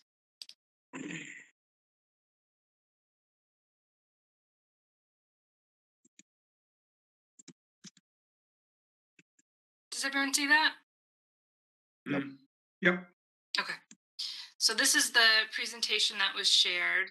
And so Eversource owns high tension power lines that run north-south through the town. The power lines are on easements that are on private property and town-owned property. And back in 2019, as Beth mentioned, they began clear cutting under the wires to protect their infrastructure. At the time, residents were very upset, frustrated, and they felt, and the town agreed, that the program and the extent of the cutting had not clearly been communicated to residents. And the cutting was also very dramatic. So as Beth mentioned, she recently made it very clear to Eversource they need to do a better job communicating what this program is and when it will happen. So they are planning to return to those same areas that they addressed in 2019 later this spring and summer, probably starting in June. And they'll be cutting a wider area than they did before. So as Oh. you can see here, I'm not sure if you can see my cursor, right here is the wire zone, which is what I understand is what they cut last year. They'll now be potentially going out an additional width on either side of that. And they're going to be mostly removing tall trees. They'll be leaving short shrubs, short trees, and really focus on trying to make sure it's just low growing bushes and grasses underneath their wires. Betsy, can I ask a quick question? Did they share any rationale for doing that? I mean, I guess you're showing us a photo of a tree. So this is their concern, of course, is that these, unlike most power lines that go through town, these wires are actually carrying power for a majority of their customers. So it's not direct service to the house the way that you think of wires that are on the roadside. So that's a separate vegetation management program. But if those wires on the street went out, that would be affecting a much smaller number of people. Whereas these high tension power wires serve thousands of customers. So it's in their mind, or it is a more it's deserving of more protection. Yeah. So I guess what I'm wondering is why they'd gone even wider. Because if you go back to that previous slide, like literally those the tallest trees that they're talking about taking now could not hit those wires if they fell based on that design. So I'm not sure I understand why they need to take those trees. That is definitely going to upset people. Yeah, and I'm not sure that they really got into that level of detail. It's, they're saying they're going out 25 to 40 feet outside of the wires, depending on the voltage. And you're right, obviously, a shrub that's 4 feet tall is not going to pose a danger to wires that are that high. Tallest one there. So maybe their documents need to be adjusted because these won't communicate clearly to the public. I don't know. Is there a way for us to give feedback? I know I'm probably short circuiting to the end of your presentation, but So there is contact information on here to reach out to folks at Eversource. So this is the length of the wires that travel through town. So I'm not sure how amenable they are to changing their program. Not last year, but in 2019, when they did this before, we were able to organize a meeting for the affected residents to communicate directly and as a group to Eversource, and they were able to get Eversource to plant buffer plantings, because some of these wires go through people's front yards, side yards, backyards, so it's directly affecting their yard area, and it's also affecting people who live near them whose view is dramatically different after this program goes through. So they did plant buffer plantings. I'm not sure what effect this new program will have on those buffer plantings. So they say they'll be reaching out to residents with letters, emails, door hangers, and one-on-one field meetings when their staff is out in the field. I think the problem last year, I keep saying last year, in 2019, when this happened, the letter went out to property owners something like 4 or 5 months before they began the cutting. And we felt it didn't accurately describe the extent of the cutting that would be happening. So it does say they can do cutting up to 100 feet out from the outside wire. So their farthest outside wire, and then another 100 feet out. So they're going to cut down any tree that they think is going to get to be more than 100 feet tall in that area. And I guess what happened, I mean, if you've got a tree that's already 50 feet tall there, they're going to cut down a 50-foot tall tree. That seems pretty, I can't imagine that a tree that big is going to get to be tall enough to fall and hit a wire that's as high as that wire from 100 feet away. You know, that's a, do the math. That's going to have to be a 200-foot high tree. Yeah, residents will be very upset. So we are doing our work to also reach out to people and make them aware of this. Right, we're gonna have it in the newsletter, on the e-news, just letting folks know with, the phone numbers to call and just try to get it out there. But it looks like they will begin their vegetation removals in May of 2022. And I just confirmed with them earlier this week that they're thinking it's probably more like June. Is there a way we can ask them to come to present to the Board of Selectmen so we can give them direct feedback? I mean, if that what the board would like, we could try to get them in for next month, if you'd like it. So what's the consensus of the board? Would you like to talk with them? We tried to give them as much as we could, but if you'd like to have again, we could. What's the feeling of the board? We can put them on for a few minutes next month. It's just a way to get the information to the public, and so that the public sees that we're going to ask the questions, so they don't, each one of them have to ask the same question. We can do that. Would you like to do that, guys? Am I frozen? Sure. No, we're all, no, we're just. You guys are frozen. Okay. Yeah, we're kind of thinking. Yeah. Okay. So I just can't tell. the problem that I saw the last time that this was done is that some of the tree cutting was done way outside of what people thought was the appropriate area. It came onto people's yards, took down massive mature trees and left a denuded front. And I was thinking, these people have the right to cut on their right of way. I mean, we can't do anything about that, I don't think. That's correct. But I was thinking that if they would mark these trees so people would see what's coming down, they would have a better idea. And also the people who were taking the trees down would know which trees to take down. Because I think that was another problem. They had contractors in and they just took down trees that weren't supposed to be taken down.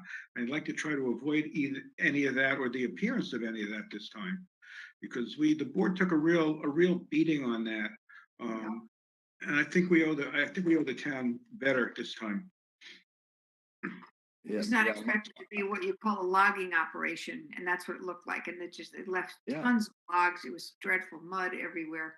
So if you'd like to have us come and have them see if we're willing to come to our next meeting and just give a quick update, and you can give them your opinions. Maybe more folks is better.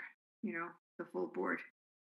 Yes, I think so. I think that's actually a good idea because they'll hire a group and they'll just go in with a chainsaw.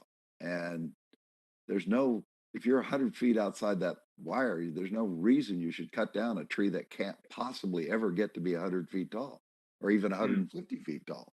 There aren't any trees like that are in Woodbridge. Yeah, it was really awful. And quite frankly, I think that It was awful. after when we met with them, I felt as if everything we said and the neighbors said fell on deaf ears. It was just, we could do this and we're doing it, but we tried our best. So maybe over on Brookwood, you can't recognize a property after they went through. It was just awful. Yeah, it was dreadful. So, okay, well, we'll bring them in next week. I keep saying next week, next month, as long as we can get them. All right. Thank you. Thank you, guys. And again, we'll get it out in the meantime. So maybe more residents will tune into our meeting next month on that portion. Okay. Let's see, what are we up to here? So Beth, I just have a few more items to share. Yep. Sorry. That's okay. I wanted to update you all on the solar project. We have unfortunately learned that because of the microgrid, putting solar on our municipal buildings is more complex and costly than anticipated. The Green Bank, who we've been working on this project, is still running the numbers, but it is very likely that the proposed projects will not be economically feasible because of the studies and the things needed to make the solar compatible with the microgrid. So I wanted to let you all know about that. On a positive note, I received an additional request for an event this afternoon that I believe was forwarded to all of you. Bethwood Baseball would like to show a movie on the green the night prior to their opening day. As was mentioned earlier in the meeting, this is their 50th anniversary. So instead of just the usual big, exciting ceremony, they're adding a community event the evening before. So that should be in your packet. They're looking at doing something Friday, April 29th from 5 to 9 p.m. So I'm looking for approval for that. Just reading through quickly. I didn't get a chance to read it. They have a movie set up, food truck. Okay, insurance, etc. will be provided by the application. I'll move that we approve this. Is there a second? I'll second. And I also want to add no rain, please, for that whole weekend. Friendly amendment. No rain, please. I don't know if I can add that to the motion, but okay. Any comments or questions on this? Okay, we'll go with the group here. Oh, wow. Sorry. Joe Crisco. Aye. Oh, everybody. Thank you. Beth Heller, aye. Paul Kiriakos. Aye. Paul. Okay, thanks. Aye. David Lober. Aye. Sheila McCreven. Aye, aye, aye. And David Vogel. Aye. Thank you. All right. And I think there's another one, Betsy. Yes. A couple. There Couple are more. 2 more requests to hold events on town property, and both of them come from Boy Scout Troop 907. They have requested permission to hold their annual plant sale on a few weekends in April, and one of them happily coincides with Earth Day, so that will be part of the town's Earth Day celebration. So I'm looking for permission to grant that request. Can we take them both in one motion, Betsy, or you need separate motions? I don't know. Let's try it. You can do it in one. Why don't you do it in Okay. one? So I'll move that we approve both the Boy Scout Troop 907 request. Okay. Second. And the other one is for the garden flower fundraiser, and then the other one is for what? What are they doing? So their second request is for an event in June. They are requesting permission to use the green during a day-long picnic for the troop and troop families. And I've clarified with Scoutmaster Tom Luciani that the main location of that event is across the street at First Church on their property. And they're just requesting to use the green for games and field type activities. So they won't need any setup from the town. They won't need access to restrooms. They're just going to be using the space throughout the day. Fabulous. So Sheila's made a motion to approve both. Is there a second? Second. Thank you. Any other comments or questions on the motion? Okay, we'll go with David Vogel, Aye. Sheila McCreven, Aye. David Lober, Aye. Paul Kiriakos, Aye. Aye. Beth Heller, aye, and Joe Crisco. Aye. We got everybody. Okay, wonderful. Thank you. Let's Thank see. you. Is that it, Betsy? That's it for me. Yeah, thank you.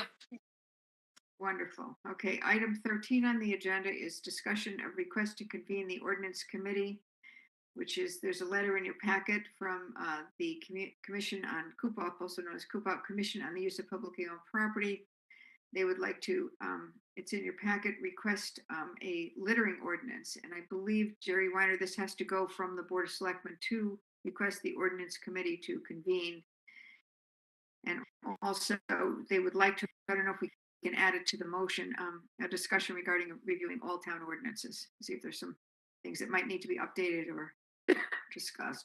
Can we do that together, Jerry? Yes, sure. Okay.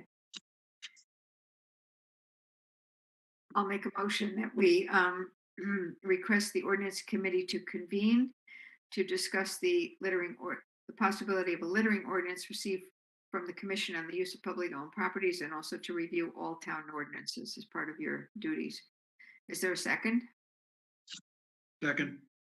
Thank you, David. Any comments or questions on this?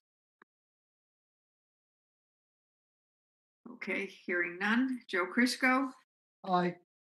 Beth Heller, aye. Paul Kyriakos, Aye. David Lober, Aye. Aye. Sheila McCreven, Aye.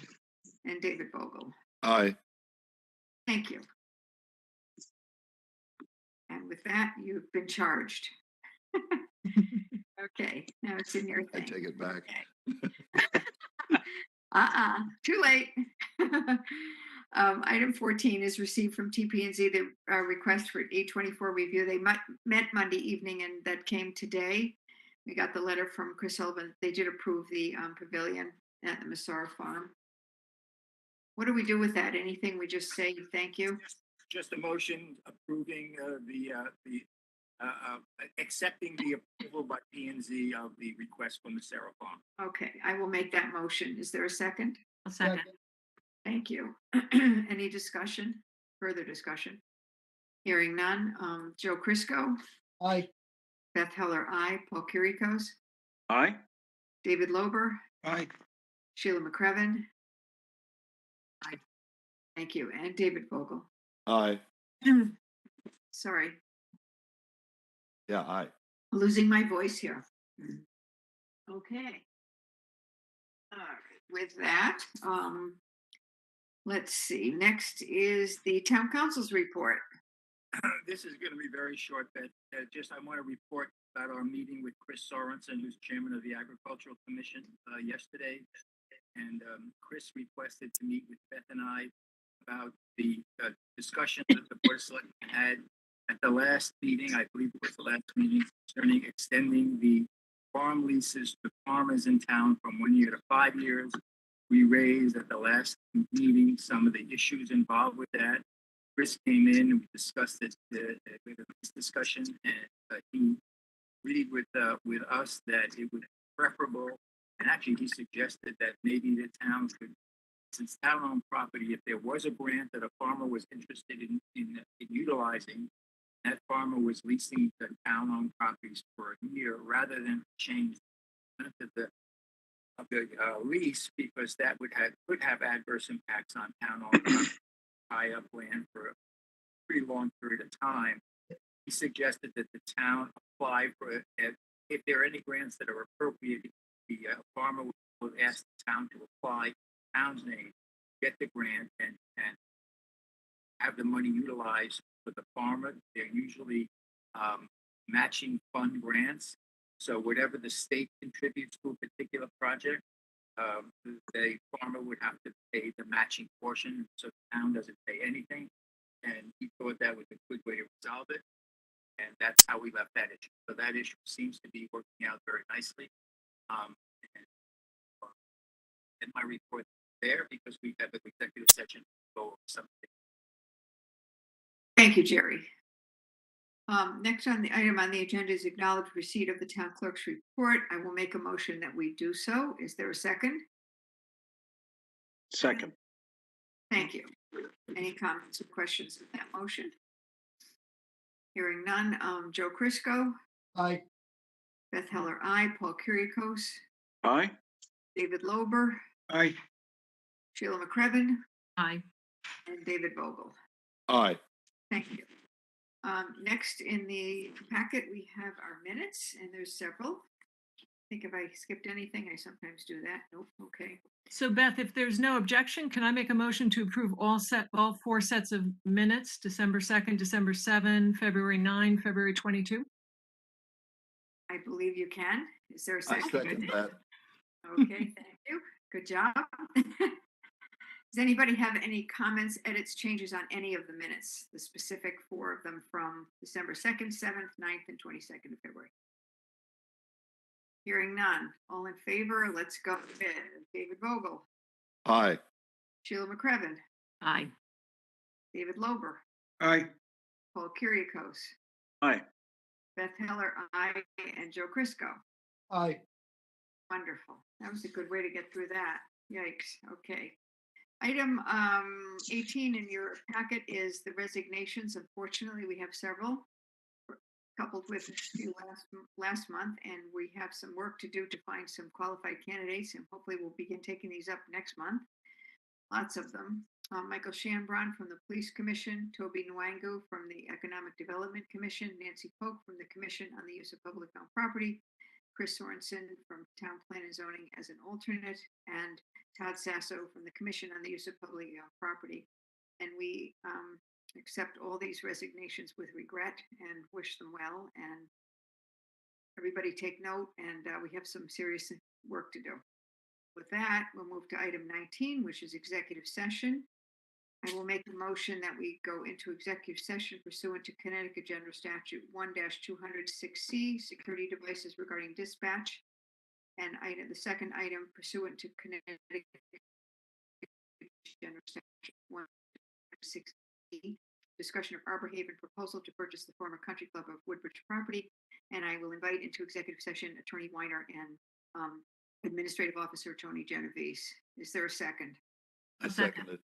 Thank you. Call the roll again here. David Vogel, Aye. Sheila McCreven, Aye. David Lober, Aye. Paul Kyriakos, Aye. Beth Heller, aye, and Joe Crisco. Aye. Thank you. So we'll ask folks to that are not invited